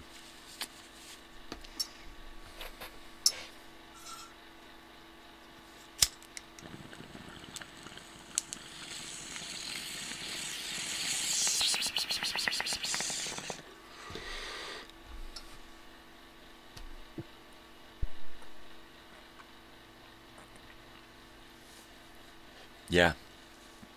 Yeah, what's a dick fur? To pee with. Somebody's snipe hunting. Yep, it's Frasier. That snipe hunting episode on Cheers, where they took Frasier out to go fishing and they wound up setting him snipe hunting, left him with a bag and a snipe call. Some weird fucking screech. Yeah. Of course, he knew it all along and paid them back by taking them all out there and dumping them off. What a guy. Now that's a shrink. Yeah.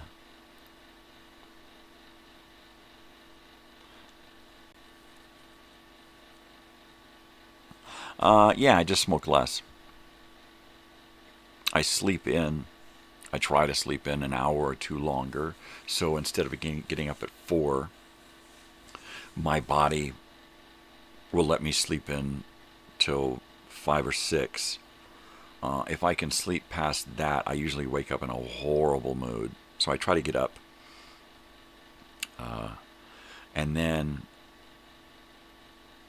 I usually will only hit the bong once in a while on Saturdays and Sundays, or when I'm not here, to kind of boost my my pain check. But yeah, you know what would have been great is if on Frasier he would have done some hip hop, right?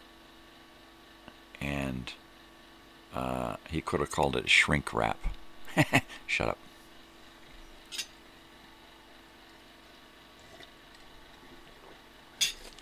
Oh, that's dumb.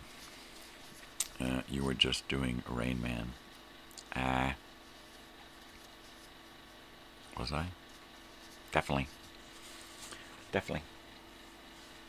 It was unintentional. Maybe I am Rain Man. Yeah, I am Brain Man. Brain Man. You're killing me. Definitely. Definitely good dog, Rita. Definitely good dog, Rita. Definitely good dog.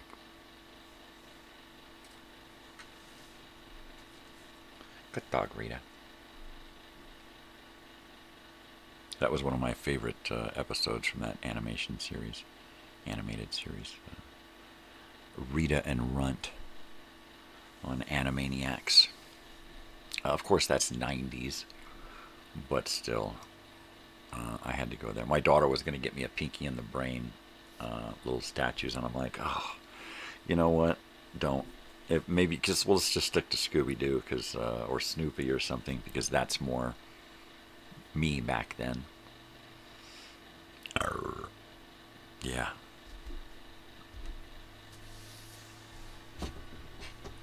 Yeah, when I'm not here, I use the Bat Box most of the day. And by that I mean a hit or two every hour or two, depending on what I'm doing. Try to do the Rain Man. Oh yeah. Definitely 52. Definitely 52. Definitely. It's definitely 52. 10 minutes to Wapner. 10 minutes to Wapner. Totally. He's a kook. Dustin Hoffman. I like the outtake where they're in a phone booth and he's on the. And I farted. He actually, Dustin Hoffman farted in the phone booth, and Cruise has to deal with it. I bet he did that on purpose just to fuck with Tom Cruise. Because Tom Cruise is kind of a bit much. His arrogance knows no bounds. So imagine how he's supposed to respond to the great Dustin Hoffman farting in his presence in an enclosed space. Yeah. Oh, thank you. I thought it was definitely horrible. Definitely didn't do a good job. Didn't do a good job. It was definitely horrible. Definitely didn't like it. Didn't like it at all. Not gonna do it. Didn't like it. Definitely. Let's go. Come on. Let's go. Let's get out of here. Come on. Didn't like it. 10 minutes to Wapner. It wouldn't have taken much to push me to being that guy, right? I mean, a little more alcohol in the womb, I think, would have done it, probably. I think most of my issues stem from that. Alcohol and drugs while my mother was pregnant, because she did not want me. She was trying to self-abort.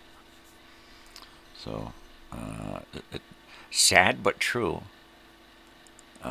Thankfully, there's nothing, nothing really that, we got fucked up, But definitely feeling weird, definitely. Oh yeah. But I always see someone with a slightly worse or really horrible disability or, something they're cuckoo. And I'm like, yep, wouldn't have taken much for me to be that. That could have been me, So, you gotta be mindful and respectful, because there's so many chances that you could have just gone horribly wrong. In fact, most of us have, and we just don't know it. We're unaware of how fucked up we are because we're used to it. That's how we are. It's only when we're out in the world compared to other seemingly normal people that we really look out of place. So I don't go out much. Definitely stay at home, watch Wapner.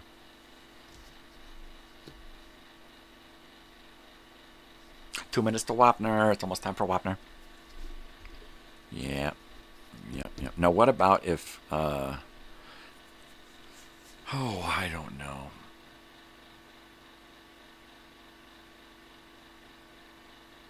What about if Dennis Weaver had done that Rain Man character?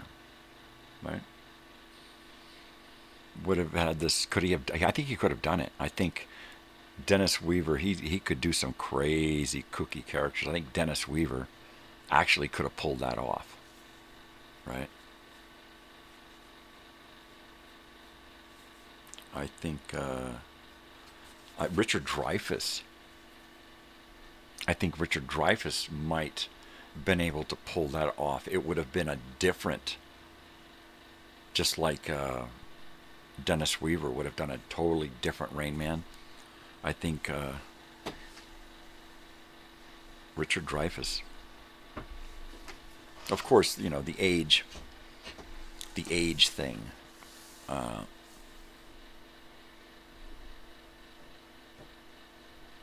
Richard Dreyfuss and Dustin Hoffman, I think, were probably closer in age. Who is Dennis Weaver? McLeod? Do you not know McLeod? Let me grab you a picture of Dennis Weaver and see what we see.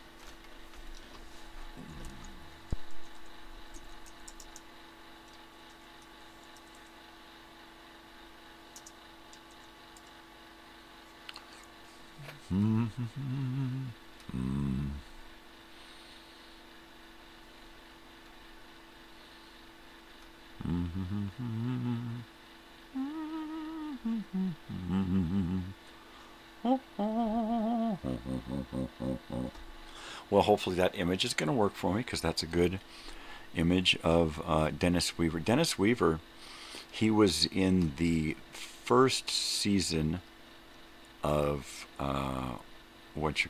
Gunsmoke on television in black and white when it was only a half an hour long, and he played the sheriff's sidekick, who was later replaced by Festus, right? And Dennis Weaver played what did he play? What was his name?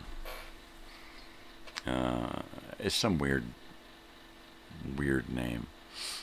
But he did a lot of stuff. He did Steven Spielberg's first movie on TV, a made-for-TV movie that was Duel, all right, where he's chased by a guy in a big rig, right?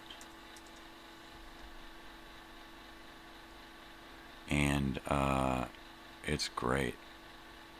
It's here he is. There we go. There's Dennis Weaver. That is Dennis Weaver McLeod. Hey, Hugh, get off of my cloud. So the joke was, what did somebody say to Dennis Weaver when he was on top of the Playboy guy? Or no, hey, what he said to Hugh Hefner when he was on top of Dennis Weaver? Hey, Hugh, get off of McLeod. Right? You never heard that one? So let's see. Let's blow that up a little bit so you can see him a little bit better. And that is Dennis Weaver. Great actor. Probably too old to be Rain Man, but in his day, he totally could have pulled off Rain Man. I think totally. Totally, man.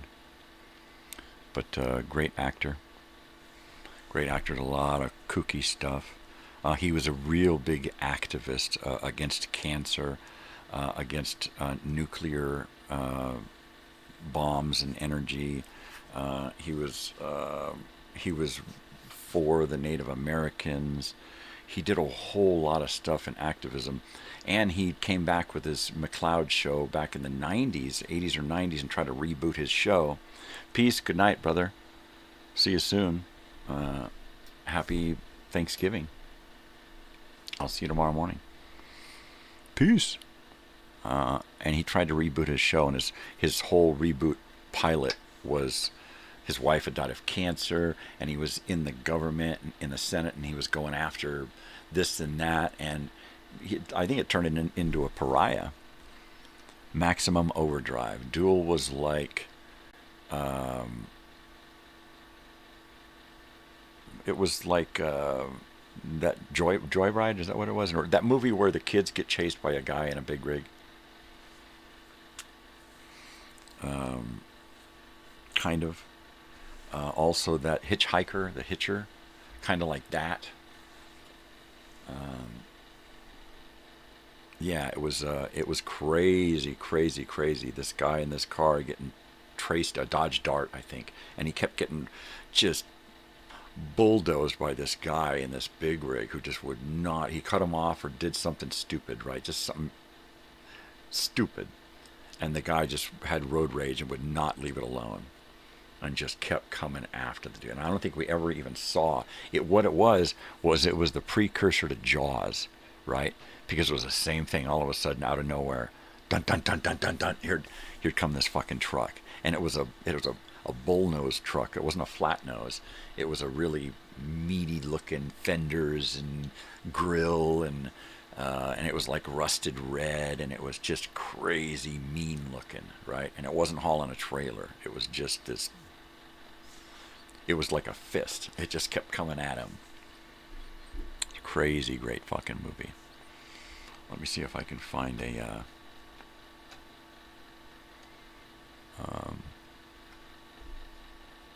Oh, to hell with it. I know I've got trailers of this movie in one of the video time machines, right? So you got to watch them all to find it. Yeah, if you watch all the video time machines and the trailers and the promos for video or TV shows and stuff, you learn a lot about what was going on back then, because it's just little bits and pieces, but it's you're looking at the whole in little.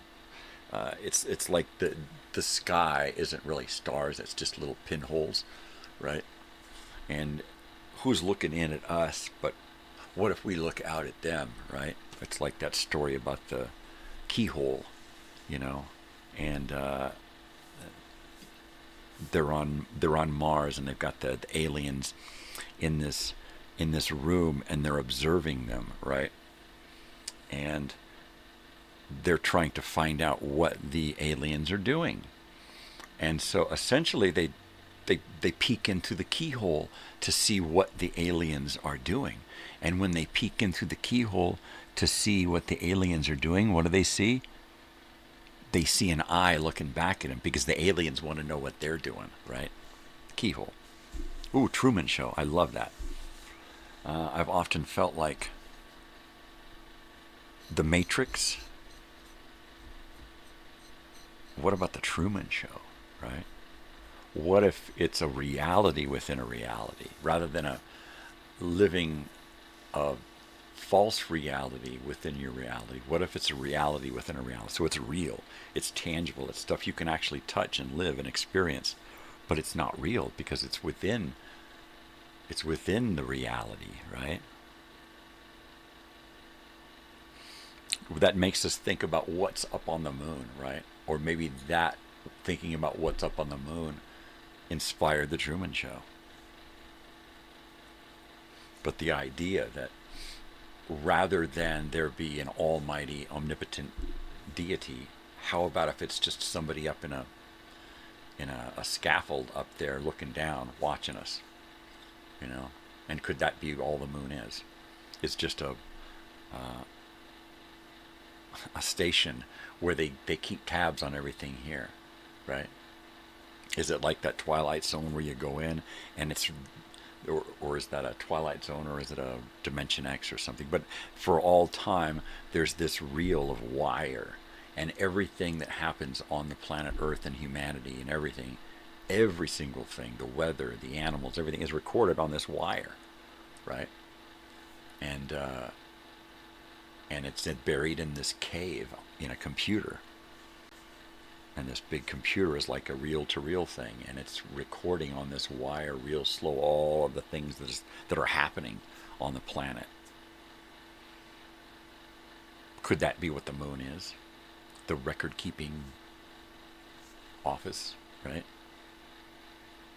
And they just keep and then you have to take into consideration that Dark Knight satellite. Is that what it is? That's cruising around the planet Earth for eons. And is this linked with that, right? Because there's shit going on that is real and it's really happening, but the people who have the power to know, feel that we don't have the capacity to understand what they know. Therein lies the crux, right? So what's really going on the moon? You know, did we get there so that they who are on the moon could give us something? Were we sent there to see who could get there first, right? Why are we going back? Are we going back? Is that just more bullshit? You know, we went to the moon in 69 and stopped going in 75. 6 years of going to the moon. That's it. That's all. You know, what, a half dozen trips? That's all? And then we just stop? And now all of a sudden we want to go back again? And there's, you know, now we can do this. And well, if there was such a long period of time where we couldn't, and these are the reasons why we couldn't, well, how are those reasons? How have those reasons changed? Like the radiation belt, right? How have these things changed? You know, where they could do it before in a paper thin vessel, but with the technology we have now, we couldn't do it because there's a radiation belt there. We can't do that. But now all of a sudden they're going to do it again, and it's okay because we got the technology. It's all bullshit. It's all bullshit. It's all been bullshit. We went there for something, right? We did. I'm telling you right now.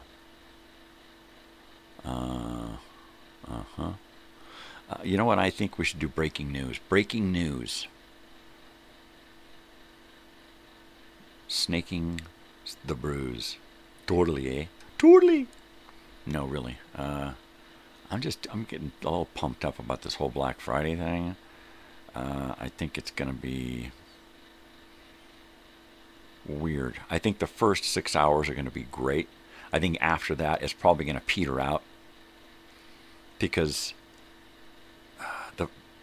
the first 6 hours, that's going to take us till midnight here. That's 3 a.m. over there. I don't think you guys are going to be up past that, really. And I don't think I'm going to be able to go past midnight. I think what we'll probably do is go as far as we can and then do the sign-off. The end of the show, credits, all of that, and the sign-off and everything. Because there's a lot of that. I got a lot of commercials. I mean, it's going to be a bummer not to use so much of what I have planned, but I'm going to totally recycle it all for the next season. Oh, the next season. Oh, no. Another time consumer. Black Knight Friday. Ooh, Black Knight. We'll have to do the Black Knight, right? But I've gathered up graphics and information on a bunch of different things.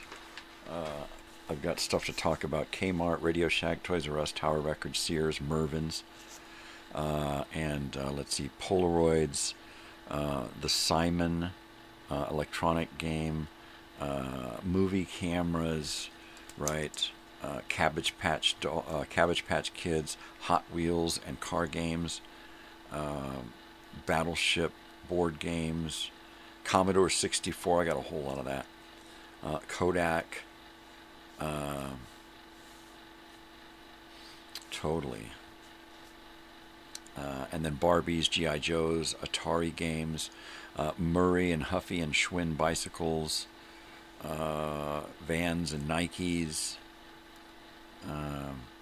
mini bikes and mopeds, skateboards.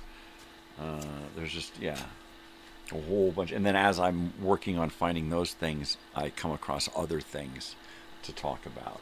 So that's pretty much a full night right there, plus some Black Friday, day after Thanksgiving news, statistics, movie releases, record releases, book releases, that kind of stuff, things like that to talk about. And then I can pop up those graphics. Released on this day, yada, yada, yada. And so they'll probably do a news segment.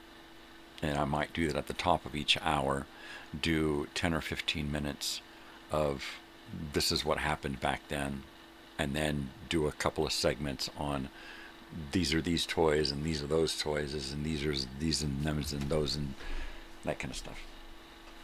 I don't know. I'm not going to overplan it because that would be unlike me and it would be too stiff. And I am not the history man, the history guy, and I'm not. This is not Hecklefish, so I'm not going to sit here and plan shit out so that I can read from a script. That's not reality. That's not reality.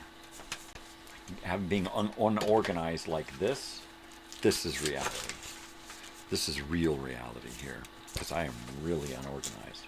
I got so many clipboards and notebooks, which you would think that on the surface it looks like I'm pretty organized, but no, I'm not. I really am not. Got a bunch of papers and stuff here I gotta try to keep together. Keep together. Keep it together, man. Uh-oh. Stop. I have to see if my wife is getting up this morning. Someone might be asking her to come over to help get their house ready for Thanksgiving, because she's such a sweetheart. So she'll probably go do that. But then again, maybe not. But I gotta go check. And while I do that, I'm gonna heat up my coffee. So until I return, there's no more breaking news. I will be right back. So bear with me. I'll see you in a second. Okay, here we go. Remember the Simon game? It was a thing where you push. I have one. I'll bring it in and we'll play it tomorrow and on Friday. I have to go out to my car and get my Simon game and my Battleship game and a couple of other things that I'm going to use on the show. But they're in my van from the camping trip. All right, I'll be back in a minute.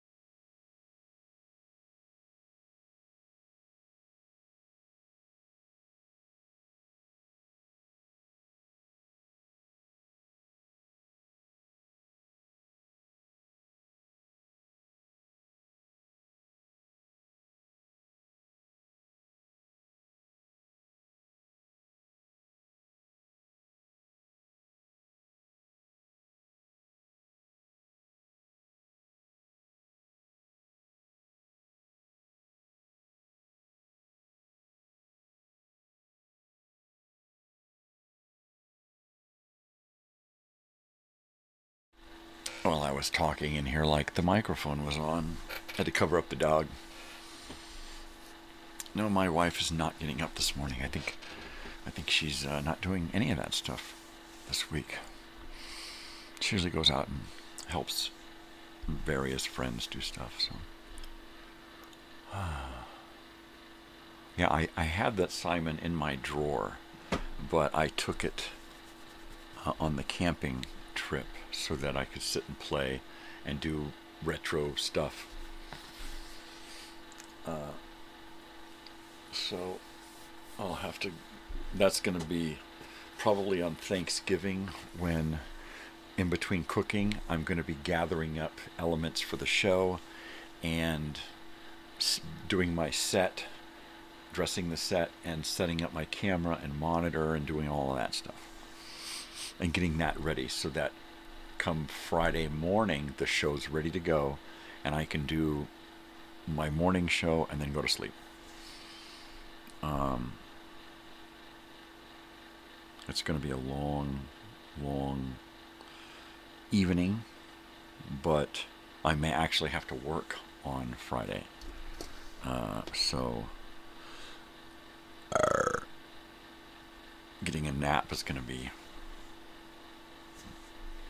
iffy. It won't be a long nap, but I'll probably get a couple of hours in.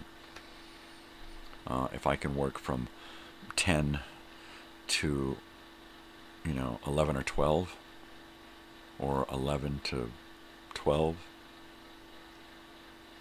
then I can lay down from 2 to 4. And that'll help. Because I'll have to stay up pretty late. Later than I'm used to staying up. Later than I'm used to. It's been a while because I've. My hours have just gone really, really different. And I've been trying to be good and not like crawl into bed at midnight and get up at 4. I've been trying to crawl into bed at 8 and try to, even though I don't sleep real well, at least I have the opportunity to sleep longer. And there's the rest factor. I may not be sleeping well, but at least I'm resting well. So I got that. Ooh, Bong hit. I got that too.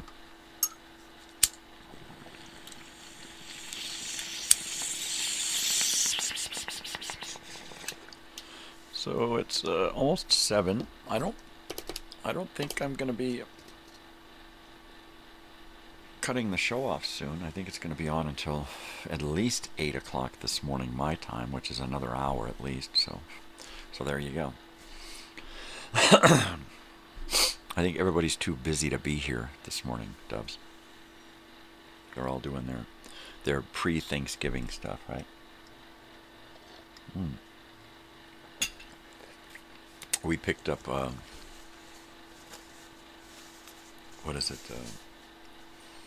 flour and yeast for bread, so we can bring out the bread machine and make some fresh bread. I love to make fresh bread or fresh rolls, right? Get the bread machine to do all of the work and rise and do all of the work and rise and everything, and then before it goes to bake, pull it out and break it up and put it into a pan, buttered and oiled and stuff, and make hot, yeasty dinner rolls, right? So, or just a fresh loaf of bread, and I'll just chop that thing up, big slices like little rascals jelly sandwiches, right? And then just smother it with butter. Oy. Most likely they're all at the grocery store. Yeah, it was like yesterday. I'm like, okay, it's already going to be hell, but let's go. And I had to get a bunch of dental hygiene stuff, right?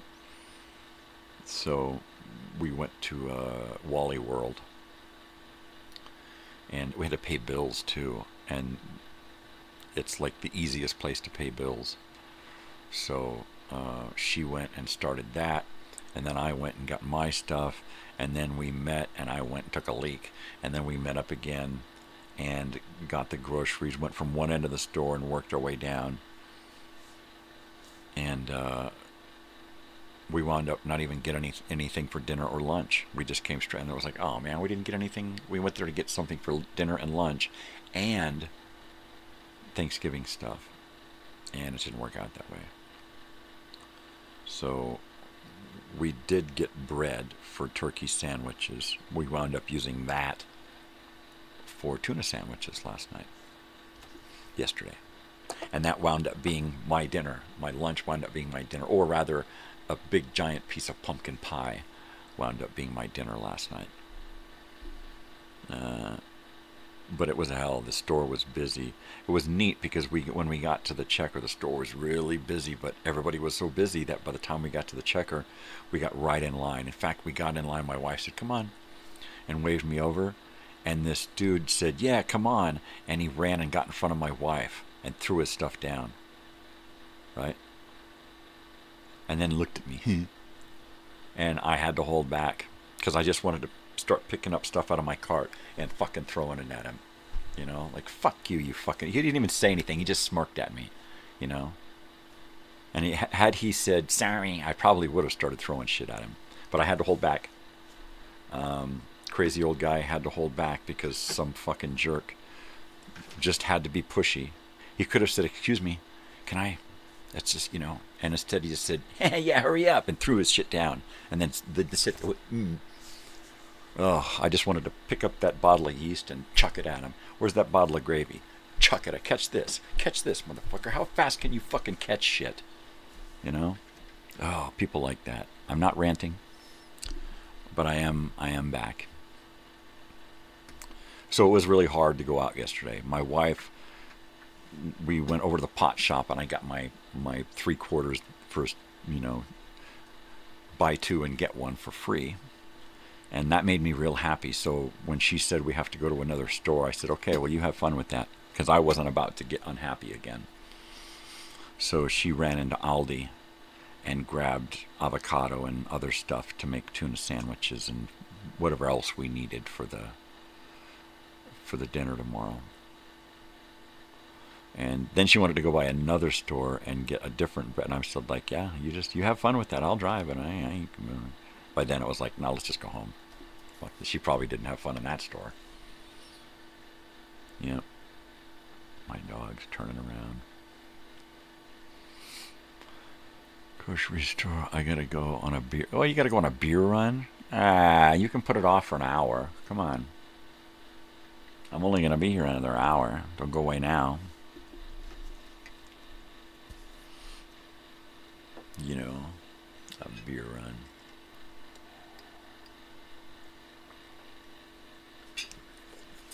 That's what they used to call when, in our town, when you'd run into Circle K and run out with a case of beer. You'd go in, you grab a 12-pack and run to the counter. You walk to the counter and then run to the door and take off. And then just run out and around, up the street and around the corner. What was that? Beer run. Dude, you got the beers. Yeah, I went on a beer run. Well, give me my money back. No, I earned it, dude. Fuck you.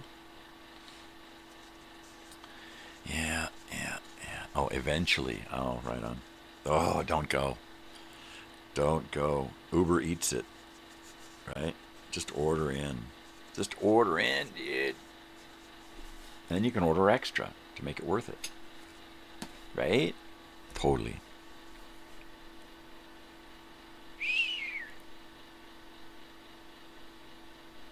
So yeah, 8 o'clock. And then I'm going to make that whole list of 20 videos and then research some after Thanksgiving Day stuff. And then try to find the graphics for that and create the graphic videos for that to hang. Once I have all of those and then installed them into where they're supposed to go, then I have to create all of the fact sheets for those things. Can you get booze on Uber Eats? You can order anything. I didn't think that you could, but you can. You can, as long as you're of age, and sometimes they make you send in your ID or do something somehow. To get pot delivered, I send them a picture of my ID. I text it to them. They put it on file and they say, okay, what do you want? Until I do that, I can't order. But yeah, you should be able to order booze. You can order fucking anything now. You can order up a fucking real doll and a fucking fifth of vodka and a bunch of pot, you know, and fucking get busy. Woohoo! Well, that sounds like a party. Now cut that out. Jeez. Oh, now I'm depressed. now I lead a boring life.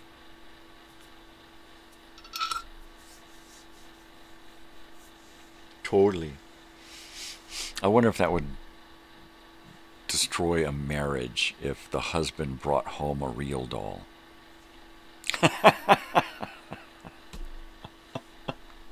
And spent more time with it in bed. Would that suck? You're just not doing it for me, baby.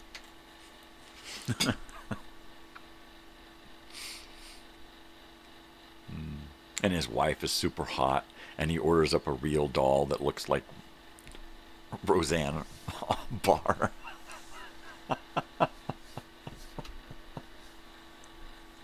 And when you squeeze her on the belly, she goes, "Ah!" Oh, God, help me. I'm going to hell for sure. Whew. And then I'm going to see Roseanne there. And that'll be my hell. Oh. Whew. No more. No more.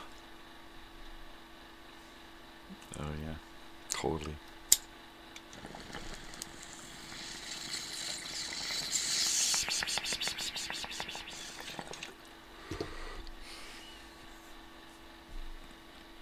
We lost Dubs. He's there ordering booze. Right on. I want some of these and some of those. You give me 18 of these.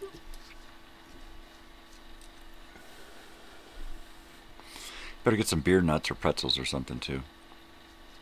Gotta make it look good, you know. Act like you're ordering for a party or something. Yeah, me and the guy's poker night, right? And you're just getting snockered. I love that word, snockered. Getting snockered playing snooker. And eating Snickers. And getting snockered playing snooker, eating Snickers. And Schnickerdoodles. Schnockered Schnickerdoodles. Ooh. Nice. And schmoozing. Oh, say that 10 times fast. Say what, you freak? I don't know. I don't know. Oh.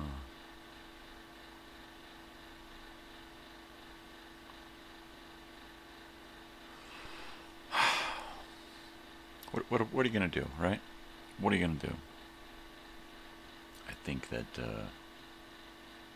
if I get this show together by the end of tomorrow night, it'll be a miracle.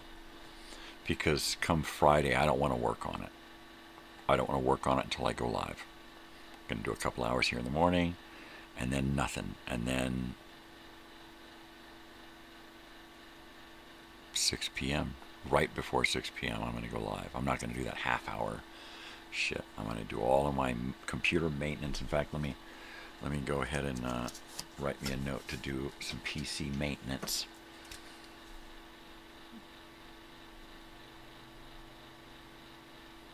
PC maintenance. That's important. Just put it here with my secretary so she can remind me to do some PC maintenance. Yeah, I hope I can get my shit together. Right? It's every time I have to leave the house, it totally depletes my energy for wanting to do anything here in the studio. So, and it takes my creative flow and just chucks it. Reminds me I gotta empty my trash before my dog does. Oliver, the cute one, he likes to dig in the trash. That bastard. He's funny though. He's cute.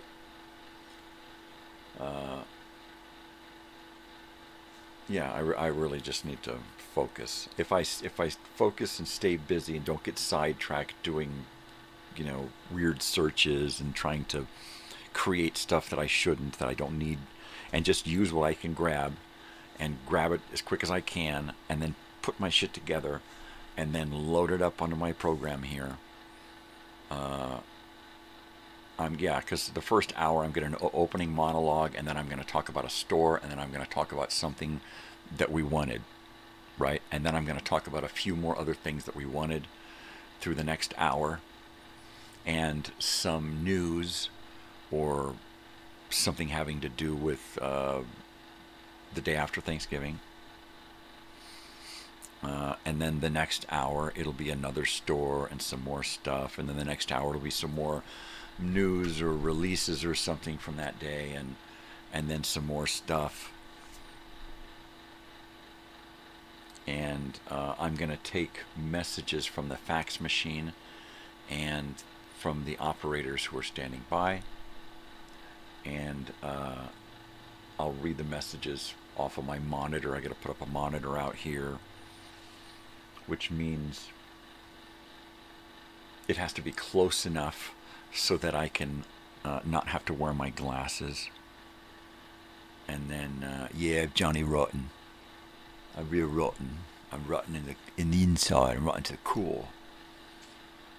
Monitor's got to be here, but close enough, but far enough away. I got to get my camera. It's on a tripod right here, and get the right angle so that it looks good. And then I got to get all of that set up, plugged in, and ready to go. Oi, it's a lot to do, logistically. Every once in a while I get my wife to help with like putting a room together or helping me bring stuff in or take stuff out or something. But other than that, nobody really wants to play because I like to share. I like to, I like to watch others play with my stuff, in fact. But nobody wants to play. They're uninterested, and that's okay. My daughter will play with me occasionally. What kind of music do they play on KMET 94.7 these days? It is not KMET. It is not the Wave. It is something else now, and I don't know what it is. It's some other thing.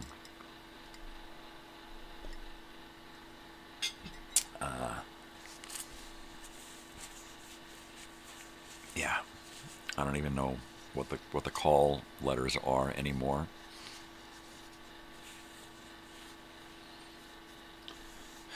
It's gone. It's gone completely, and I have no idea who or what that thing looks like or sounds like now.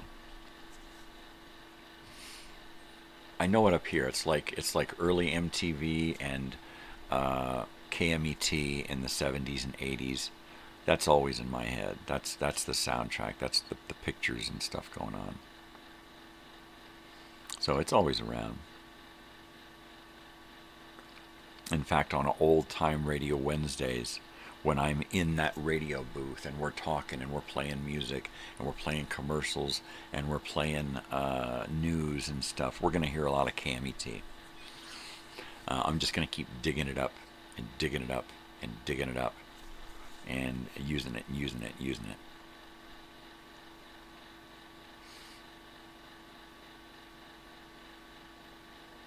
Yeah, it's really neat to have something to kind of just throw your creative imagination, your kind of whole being into, to play with, right?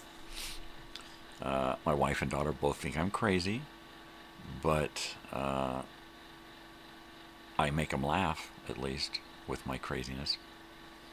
Radio stations around here haven't changed since you were a child. Yeah, this is California, so we're constantly changing shit. Constantly. So many radio stations have come and gone and changed. It's crazy. Back in the 80s and 90s especially. Just coming and going. Stations broadcasting out of Mexico, out of Baja California. And they would overpower the radio waves in San Diego and stuff. Hilarious. Pirate Radio was one. That's an actual station called Pirate Radio. Yeah, just some KNAC, the knack. Yeah. Things have really changed. Everything about California has changed since I was a kid. Every single thing. The neighborhoods, the cities, the freeways, just every single thing. The schools. Boy, the schools have changed so much. population.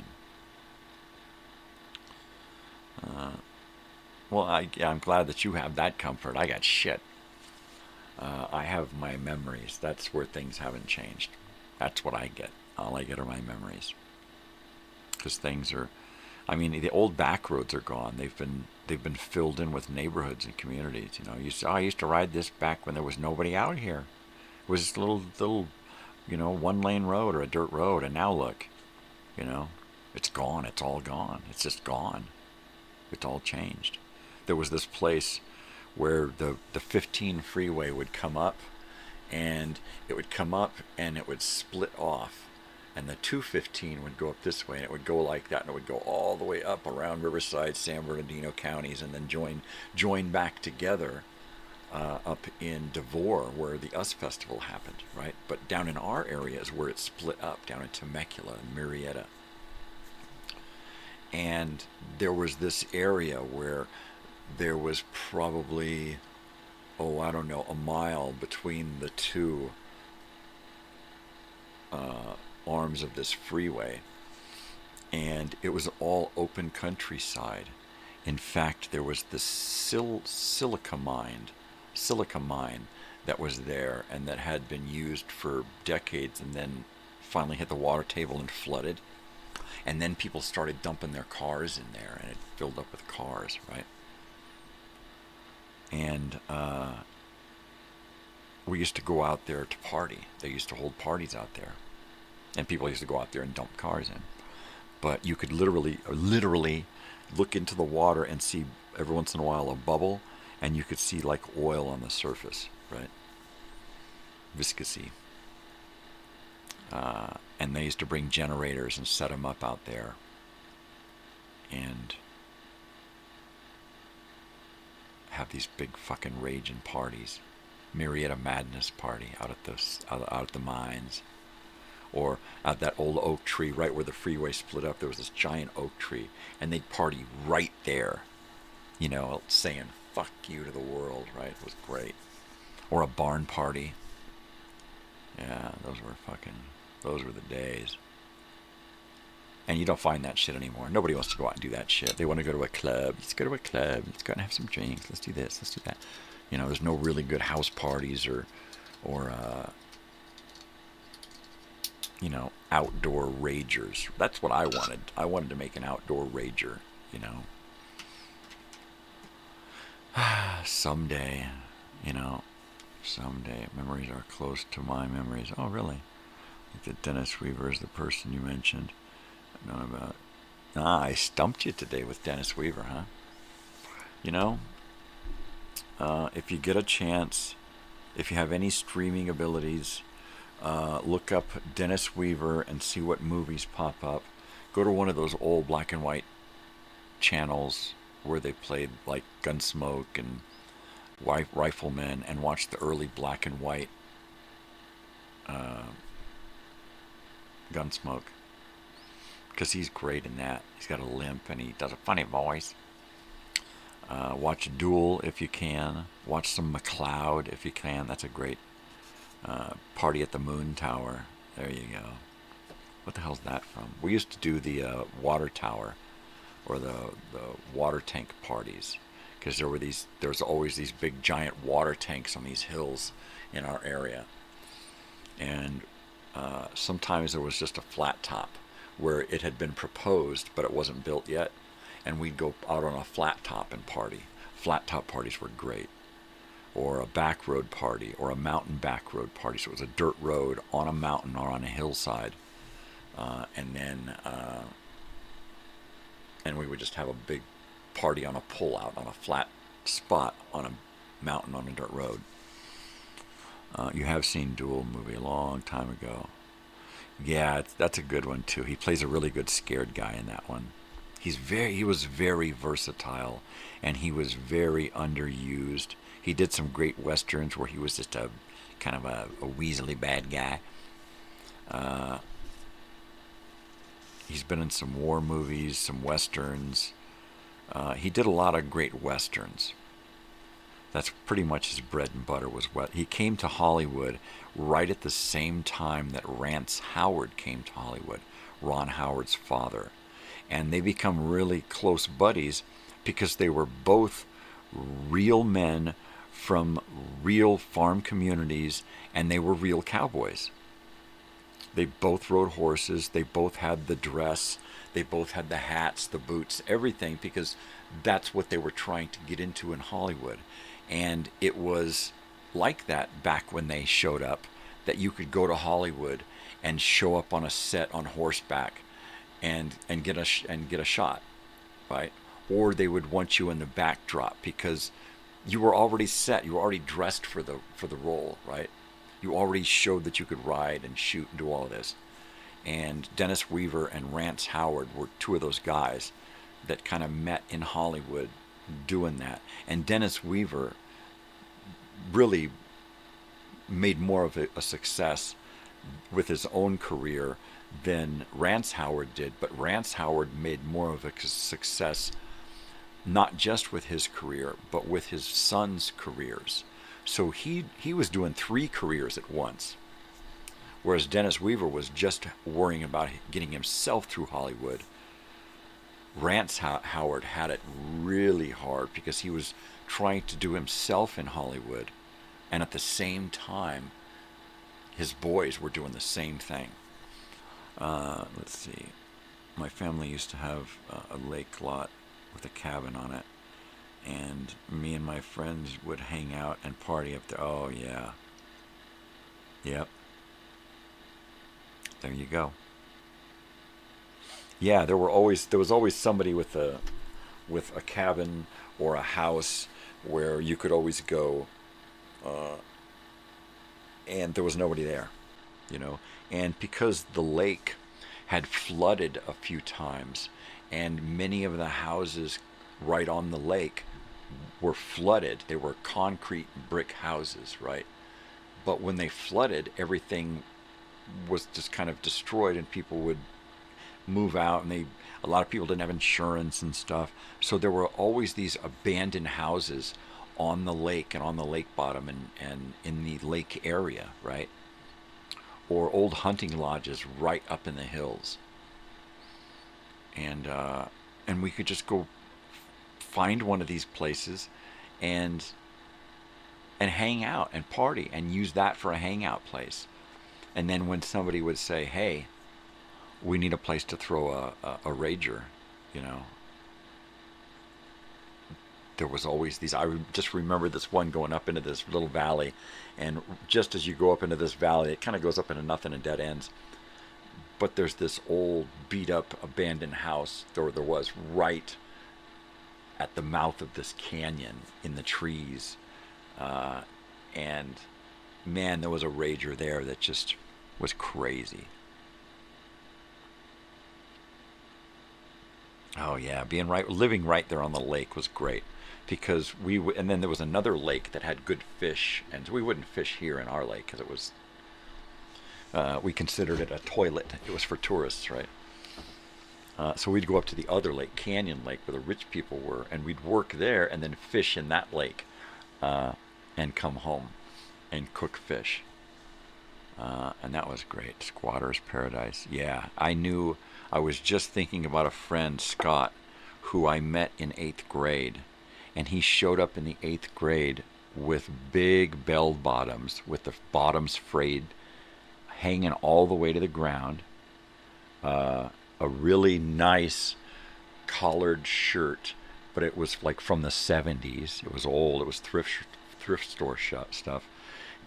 He had this hand-woven, like those hand-woven rugs with the big strips of cloth, and they're just kind of all looped together, right? He had a hat like that was kind of multicolored, and no shoes.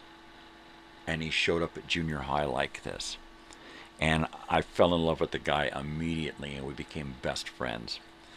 He took me over to his house, which was an abandoned house in the neighborhood down the street from the school that he and his parents squatted in when they showed up from Massachusetts in this giant Vista Cruiser station wagon, hand painted with brushes dark brown. and they were probably the most dirt poor hillbilly people I had ever met, and I was home when I was with these people, right? What kind of fish we would do? There was bass and trout, I believe, and catfish. We were usually after the bass and the trout. We didn't like to fuck with the catfish, but we'd also get there was a good amount.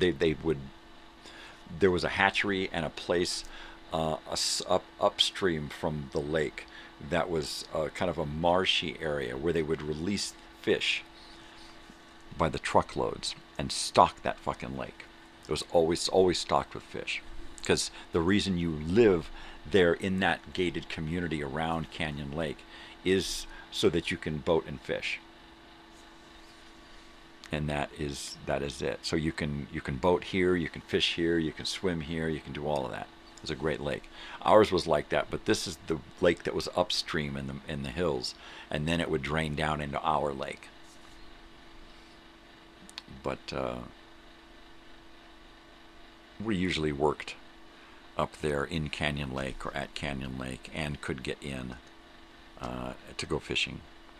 And when you work there, you just take a small pole and a box with you. No beam or bluegill. No bream or blue. No, it was pretty. Not that I remember, but I wasn't a fisherman. I never fished. I never dropped a line in that lake. My friends did, and they would catch them and kill them and gut them and clean them, and I'd cook them. So there that was. And we used to have some great fish fries, fish cookouts, where we would just sit around the fire and cook the fish right there on an open fire in a pan.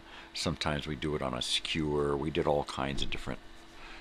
Sometimes we just have chunks of moose or venison from my friend whose father was a hunter. You ever use a cane pole? Not seriously. I usually had one of those little 2-part poles, and I would keep one of those tucked aside so that when we'd go out somewhere and somebody'd go, "Oh man, I wish I had a pole," I could say, "Well, here." And I never really used it. Every once in a while, I'd put a pole out and cast a line, but I was never serious about catching anything, and I never did. The only time I ever caught anything was when I first went fishing at about 8 or 9 years old. Well, maybe about 7 or 8, and I threw a line in the water and caught a catfish at the place that we had moved to on the lake.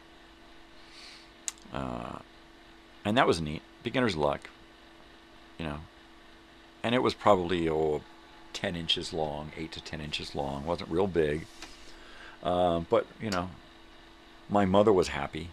She was the fisherman. She was the fisher person. So she was, she dealt with it. She tried to teach me how to, because we were there on the lake, living there. She fished a lot. She liked to fish at the ocean. She always had tackle, and would try to teach me how to clean and gut and scale and do all of that. And I just never got into it. I used to catch bream with a bamboo cane pole with no reel on it, just the pole line and bobber. My mother, we used to go to the piers along the coast, and she'd go to the Oceanside Pier and the Santa Monica Pier. And when we would go there in the motorhome, we'd wake up in the morning and look out of the motorhome and say, "Hey, look, we're at the beach." And where's Mom and Dad? And we'd look out there, and there's Dad walking the dog, right? German Shepherd walking the dog. And my mother was obviously out at the pier, and she would go out to the pier first thing in the morning with hot chocolate, and she would befriend the fishermen, and she would borrow things. The only thing that she took with her was an ice pick. She took an ice pick with her, and she would borrow a roll of line, a spool of line, and she would borrow everything that she needed to hook and bait and weight and do all of that. And then she'd take that ice pick and she'd jam it in the middle of that thing. And then she'd pull out some line and she'd take it and swing it and throw it out there. And that thing would spin. And then when she caught something, she would just start reeling it in. You know, and when it got close enough, the guys would come over and help her pull in her catch. It was crazy.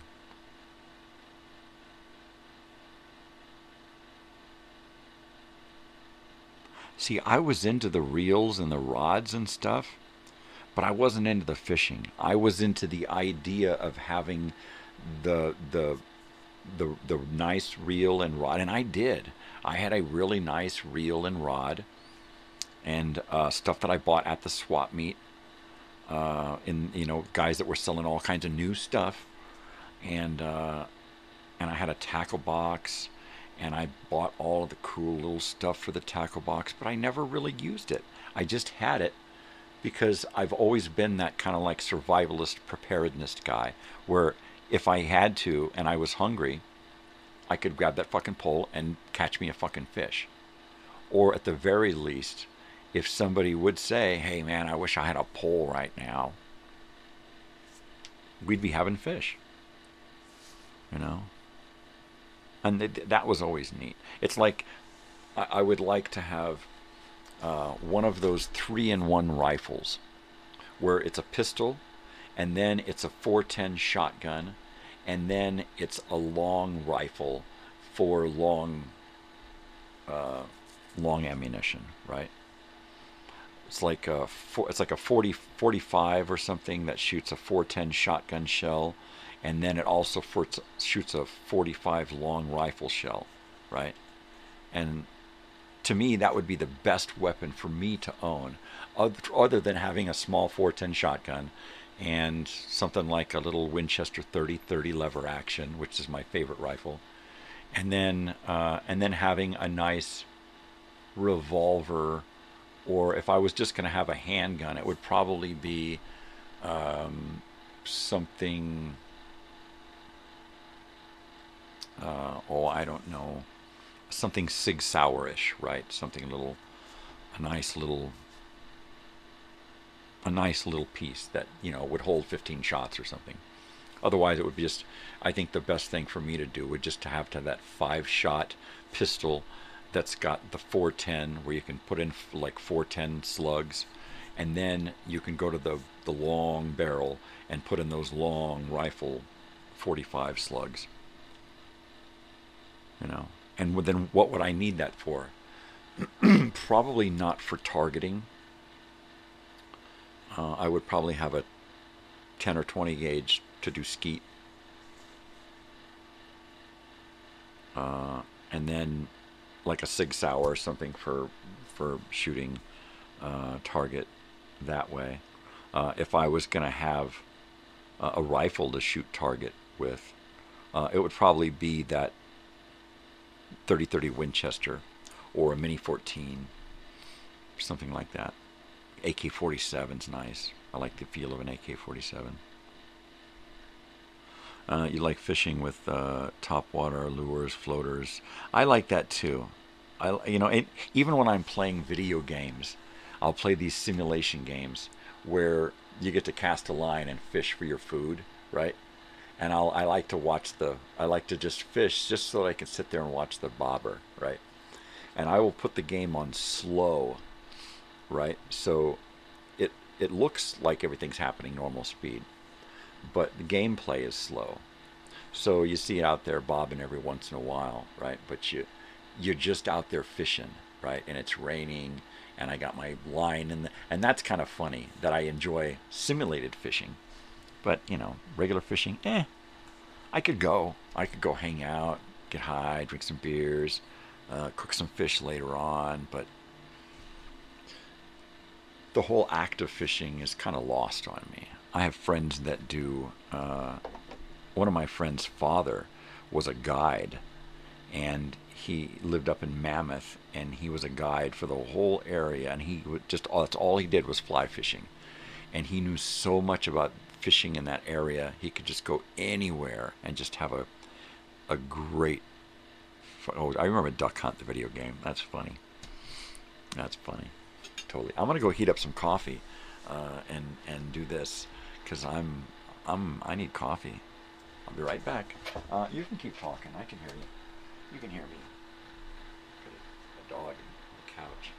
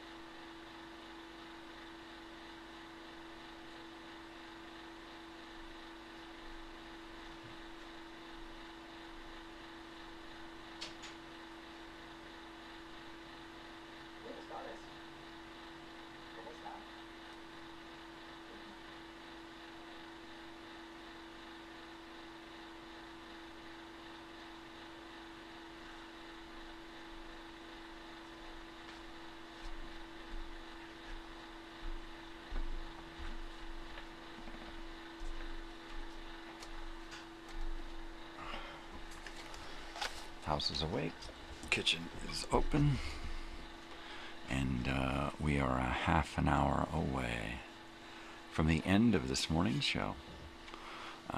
Dick Hunt, right? Dick Hunt. I remember Dick Hunt.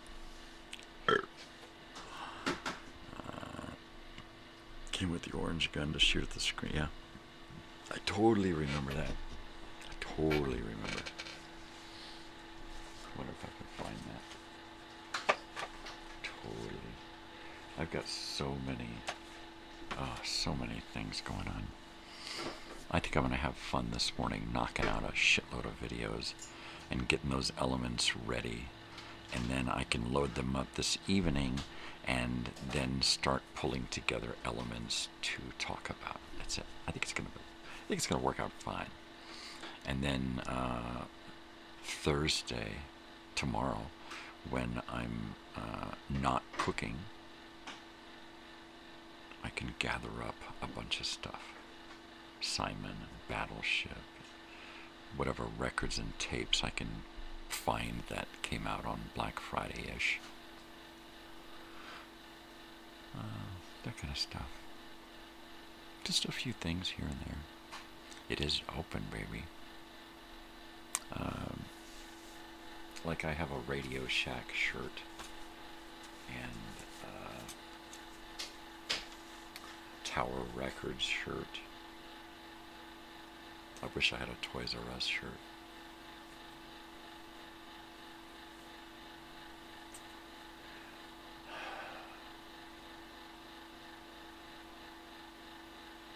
I'll probably pick a shirt and wear it.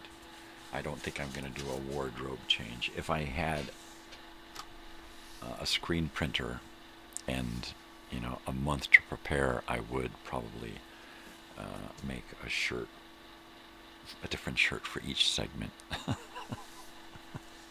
That would be silly. Like a Sears shirt. Kmart. Hey. You do what you do when you do what you do what you do when you do what you do, right? Shut up. It hurts.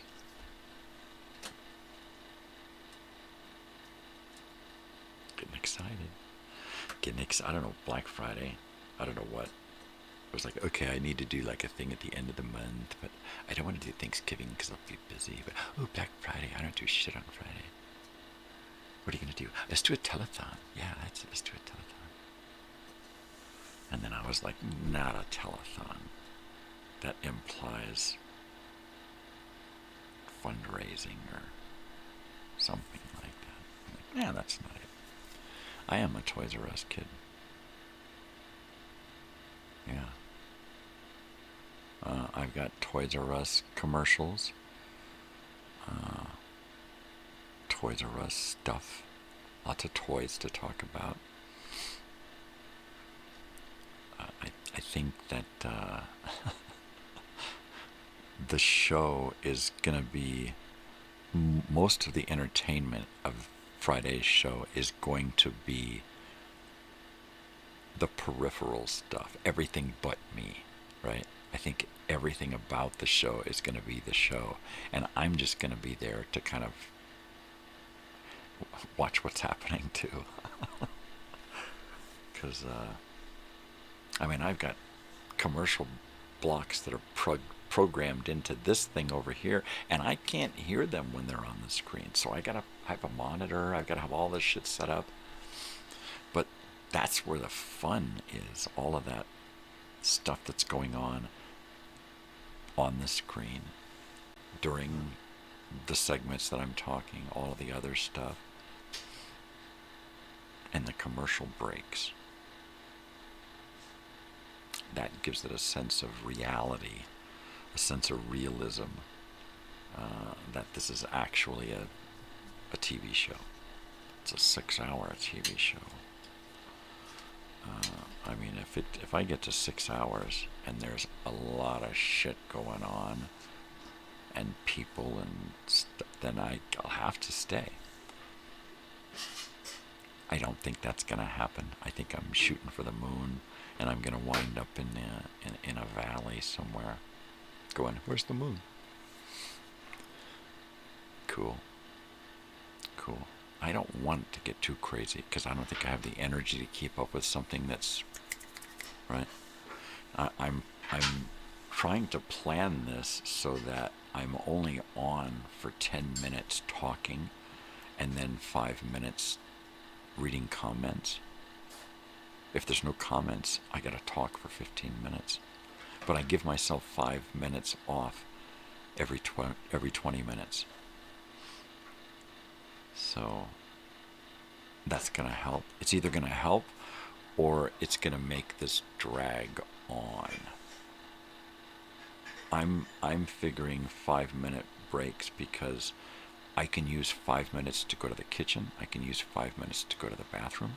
I can use 5 minutes to set up the next segment on my desk. Where's the poon? The what? Like the harpoon?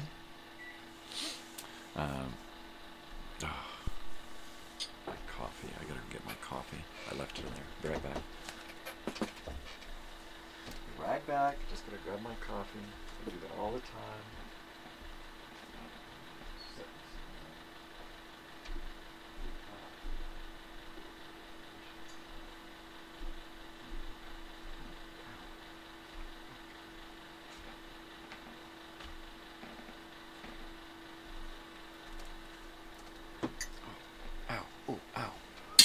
Ooh, ow. Oh, okay, I'm back. Okay. Where's the beef? Where's the beef? Some of these commercials I try to get, but they already have somebody else's logo on them. It's free range shit, so I can use it, but when it has somebody else's logo on it, then I have to put my own logo over the top of that. So when I'm doing a show like Friday's show, where I'm gonna have the screen, the TV screen, have the appearance that it's a real TV show with real commercials and whatever going on, it's gonna be a kind of a bummer to have some caption that says you're watching a. So if I see something like that, I say, ooh, that's a great element, but oh man, somebody's got their tag down here. That's a bummer. Nedra Velez. Is that who that lady was? The Where's the Beef lady? Yeah, you know what? I dated her back in high school. She was the lunch lady. Oh, baby. Totally, man. Yeah. Totally, man. That'll work. Oh, that sound always reminds me of like the lunchroom or restaurant. Because I would usually be a busboy or in the kitchen working in a restaurant. Yeah. Totally cool stuff. Yeah.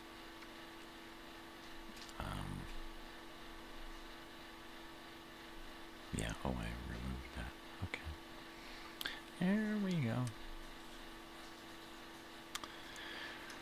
Yeah.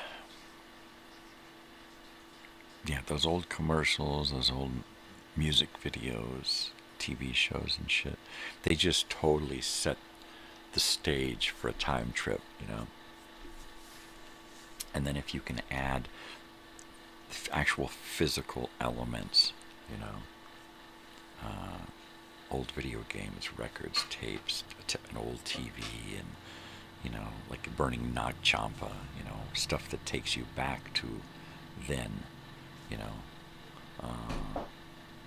I'm going to get a bottle of Galliano because my mother used to drink that for medicinal purposes, but I used to love to sip on that stuff. That was great, really cool. Little tiny it was a really cute little brandy shot type thing. You just sip on it. Good stuff.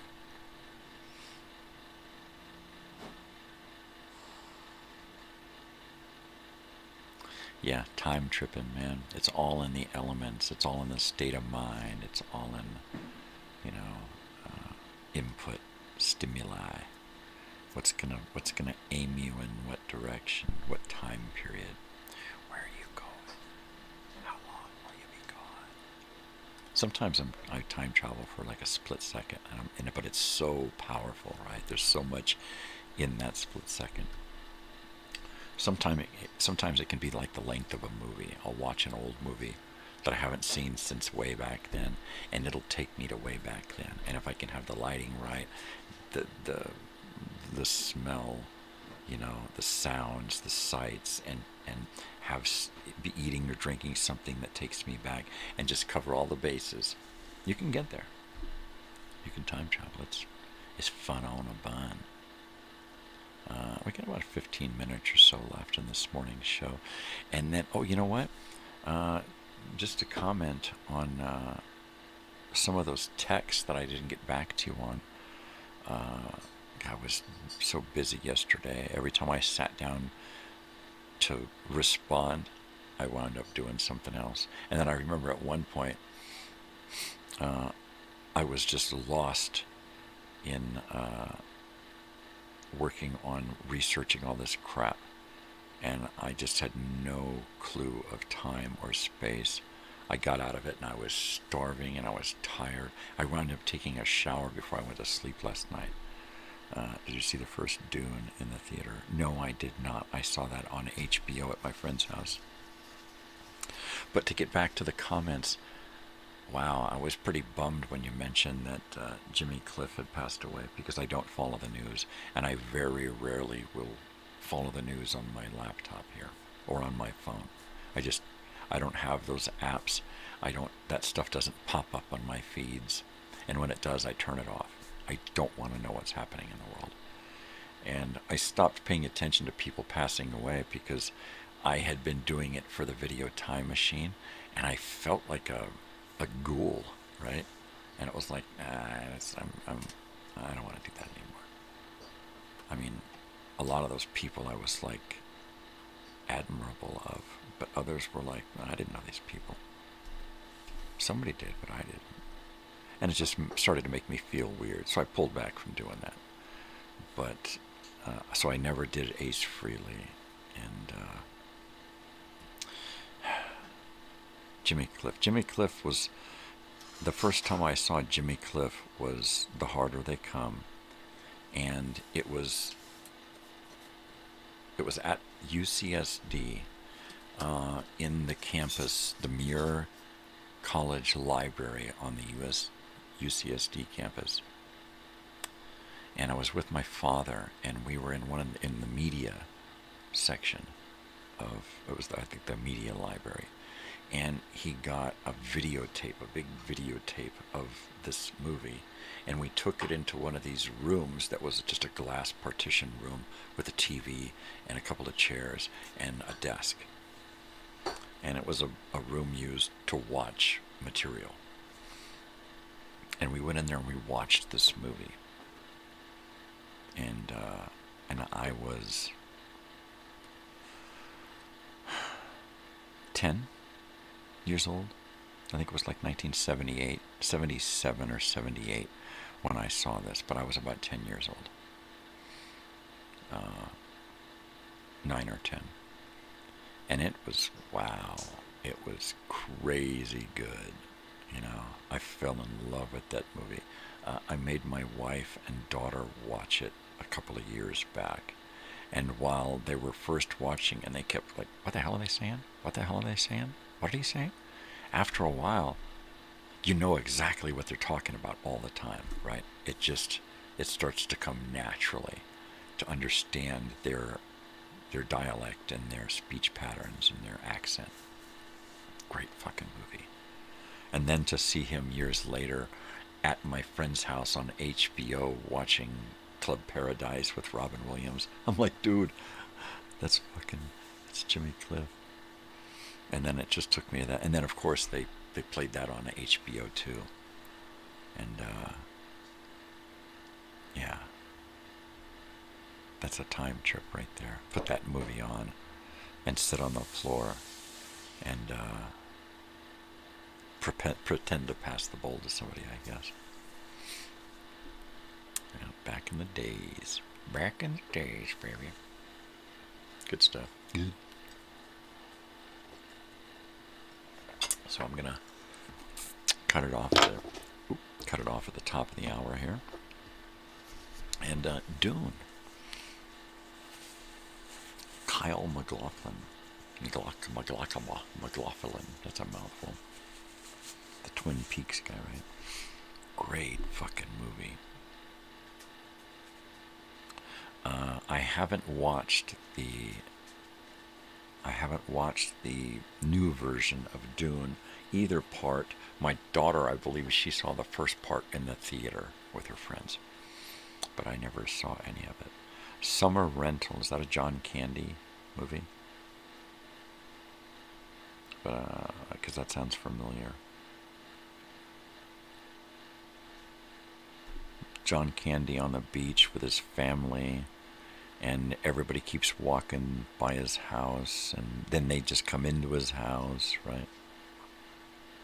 Starts off in the wrong house,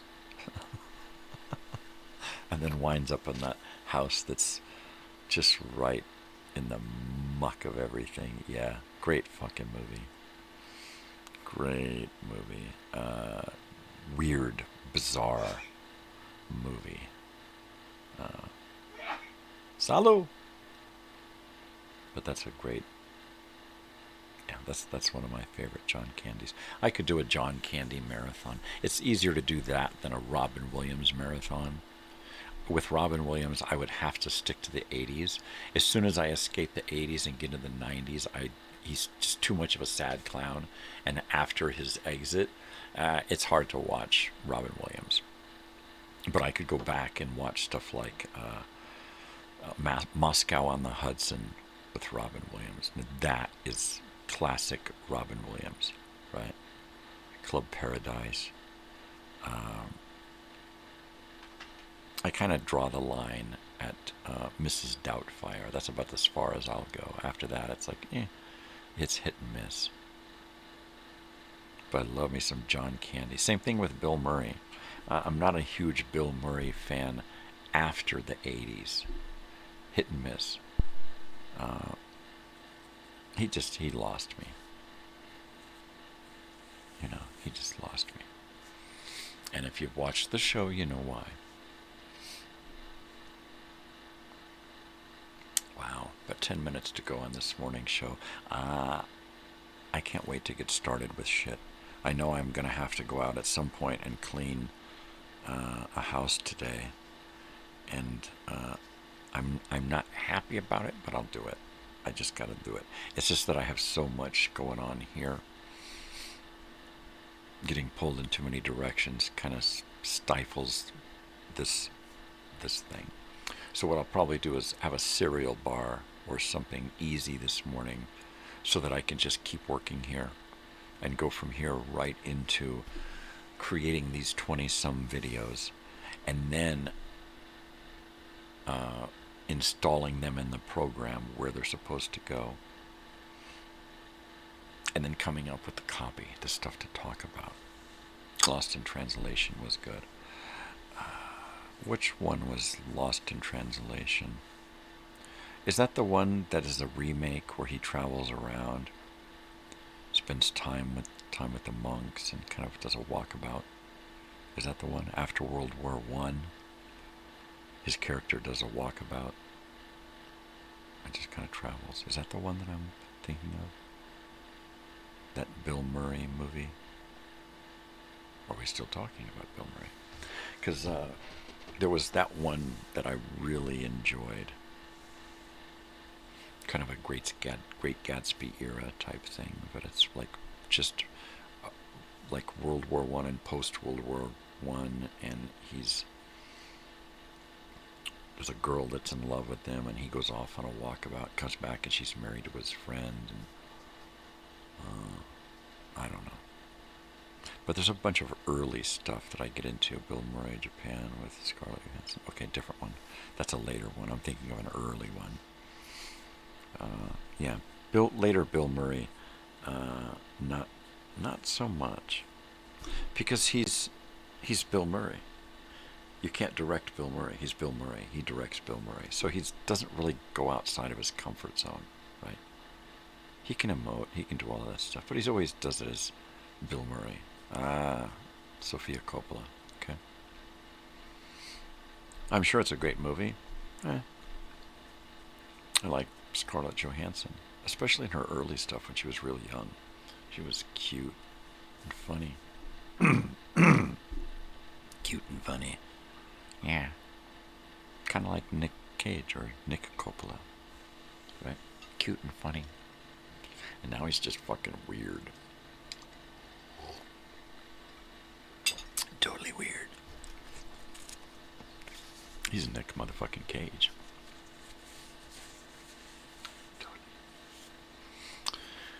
Well, so what's going on tomorrow? It's Turkey Day. So I am going to be here for a short time in the morning. In fact, I may get up on occasion to do my coffee and to pull something out of the fridge or do this or do that. I'll probably get up real early and pull the turkey out, or put the turkey back in the fridge if it feels like it's thawed out. And if it's not, leave it out for a little bit. Life requires. I didn't see that. I didn't see a lot of his most recent stuff in the last 20 years. Just haven't. After the whole fiasco behind the movie Groundhog Day and Harold Ramis and his whole thing. After that, I just kind of fell away from Bill Murray, you know. As a human, as a person, he just kind of turned me off, you know. So I just decided,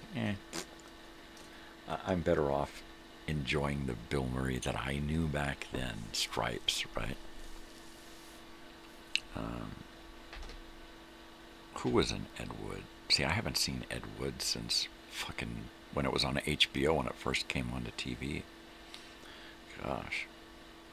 I'm going to have to see if I can find that.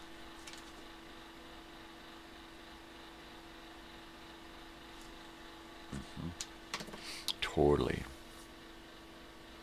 Bunny Breckenridge. Okay. I'll have to check that out. I like Scrooge. Scrooge, that's one of my favorite Christmas movies. There's some stuff that I just love with Bill Murray. And then there's other stuff where it's like, oh man, he's doing that thing again. Or, oh man, this is after that period. You know, it's like, I can't go there anymore. Because I see him and I see that whole story. And early stuff, not so much. Oh yeah, I know Ed Wood. I remember that movie. That was when he wasn't he still doing 21 Jump Street? But he was only showing up on occasion. Sometimes he was just there in the background with DeLuise, right? Sarah Jessica Parker. Oh, she's great. I've been watching a lot of her on Square Pegs. And she's so smart and funny on that Square Pegs. And she's so young. And she's so old in that, right? She's like a 1940s actress. She's just so much. You know, I can totally see why he and her and Matthew Broderick wound up together. Because they're so there when they're acting, right? And she is really brilliant, especially in her early stuff. I didn't get into Sex and the City and all that, but when she teamed up with Bruce Willis, right? Wow. That was great. That was great. Yeah, Sarah Jessica Parker. And the whole thing with Ed Wood being in black and white, that was cool. There was only a few movies that did black and white, but when they did them well, right? One recently that I watched was Dead Men Don't Wear Plaid with Steve Martin. Perfect black and white movie. Yeah, that one was great. Elephant Man, black and white. Brilliant in black and white. What is it? Dr. Strangelove. Crazy, weird, but black and white. It's beautiful. Paper Moon, black and white. Beautiful fucking movie. Excellent fucking movie. I could watch that a million fucking times over. Yeah.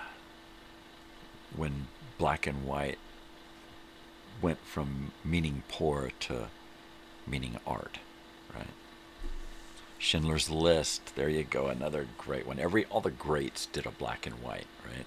Spielberg, Schindler's List. You know what?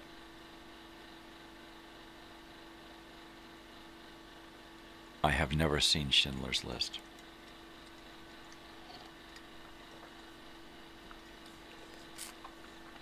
A sad movie. That's one of those movies. It's a strong, powerful movie. I've seen bits and pieces, but I've never invested myself in watching the whole movie. Maybe I'm too close to it. You know, war and Nazis and the Jews and all of that. Maybe I'm just too close to it. But I can't. I just can't. I probably could. I probably should.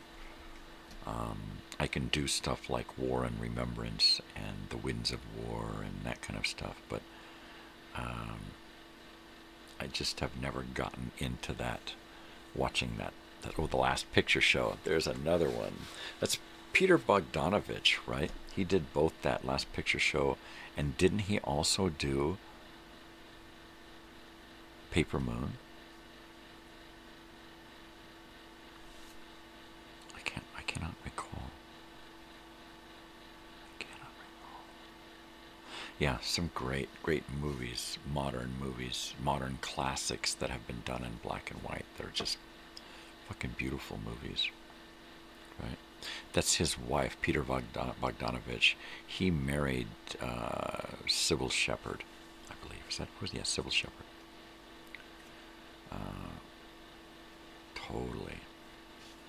In fact, I think they were married while Orson Welles was living in his house in his guest room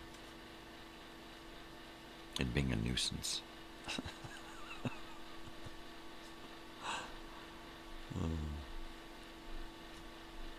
Yeah. When you hear these things after people are long gone, and you hear these things, or when they're still around, which is even worse, like Bill Murray. And Sybil Shepherd, she is a looker. She is one of those ladies like, who is that other lady? From Romancing the Stone, right? That lady. Because her and Sybil Shepherd, I cannot get into, right? They start talking or they start acting, and I'm like, oh my God, here we go, right? Yeah, Jeff Bridges. Michael Douglas. And, what the fuck is her name? What is her name? Romancing the Stone. The Jewel of the Nile. I love those two movies. I'm not fond of her, but I love those movies. And she does exactly what I expect her to do in the movie, so it's great. But, like that show Moonlighting, right? I could never get into that. Which girl was that? Was that Sybil Shepherd, or was that the other one? Yeah. Crap. Well, I gotta go. Unfortunately, I can't hang around and play any longer. I gotta get some breakfast in me and get started on a few things so I can leave the house and come back and finish up a few things. So, until we meet again, which will just be tomorrow morning, Turkey Day, you all know what to do, right? You do. Peter Bogdanovich did Paper Moon, right? Oh, man. Great, one of my favorite movies, Paper Moon, right? Because it's in black and white, and the writing and the atmosphere, it's so perfect. It is just such a perfect movie. Kathleen Turner, that's her. Kathleen Turner. I cannot stand Kathleen Turner movies, and I cannot stand Sybil Shepherd movies. They're just tedious. There's only a couple that I can handle. But hey, it is what it is, man. All right, dude. Thanks for hanging out. I will be back bright and early tomorrow morning. Until then, you all know what to do, right? Be kind, spread peace and love. Go out and do something for yourself, but do something for somebody else, right? Be nice. makes you feel good, makes somebody else feel good, makes the world a better place, makes you a better person, right? That's what it is, baby. All right, until tomorrow, take care of yourselves. Stay weird. Oh, I cannot stand her voice. Sorry. Love you guys. Love you. They're two of my favorites. They are classics. How can I love them and hate them at the same time? There we go. Anyway, I will see you tomorrow morning, and as usual, adios.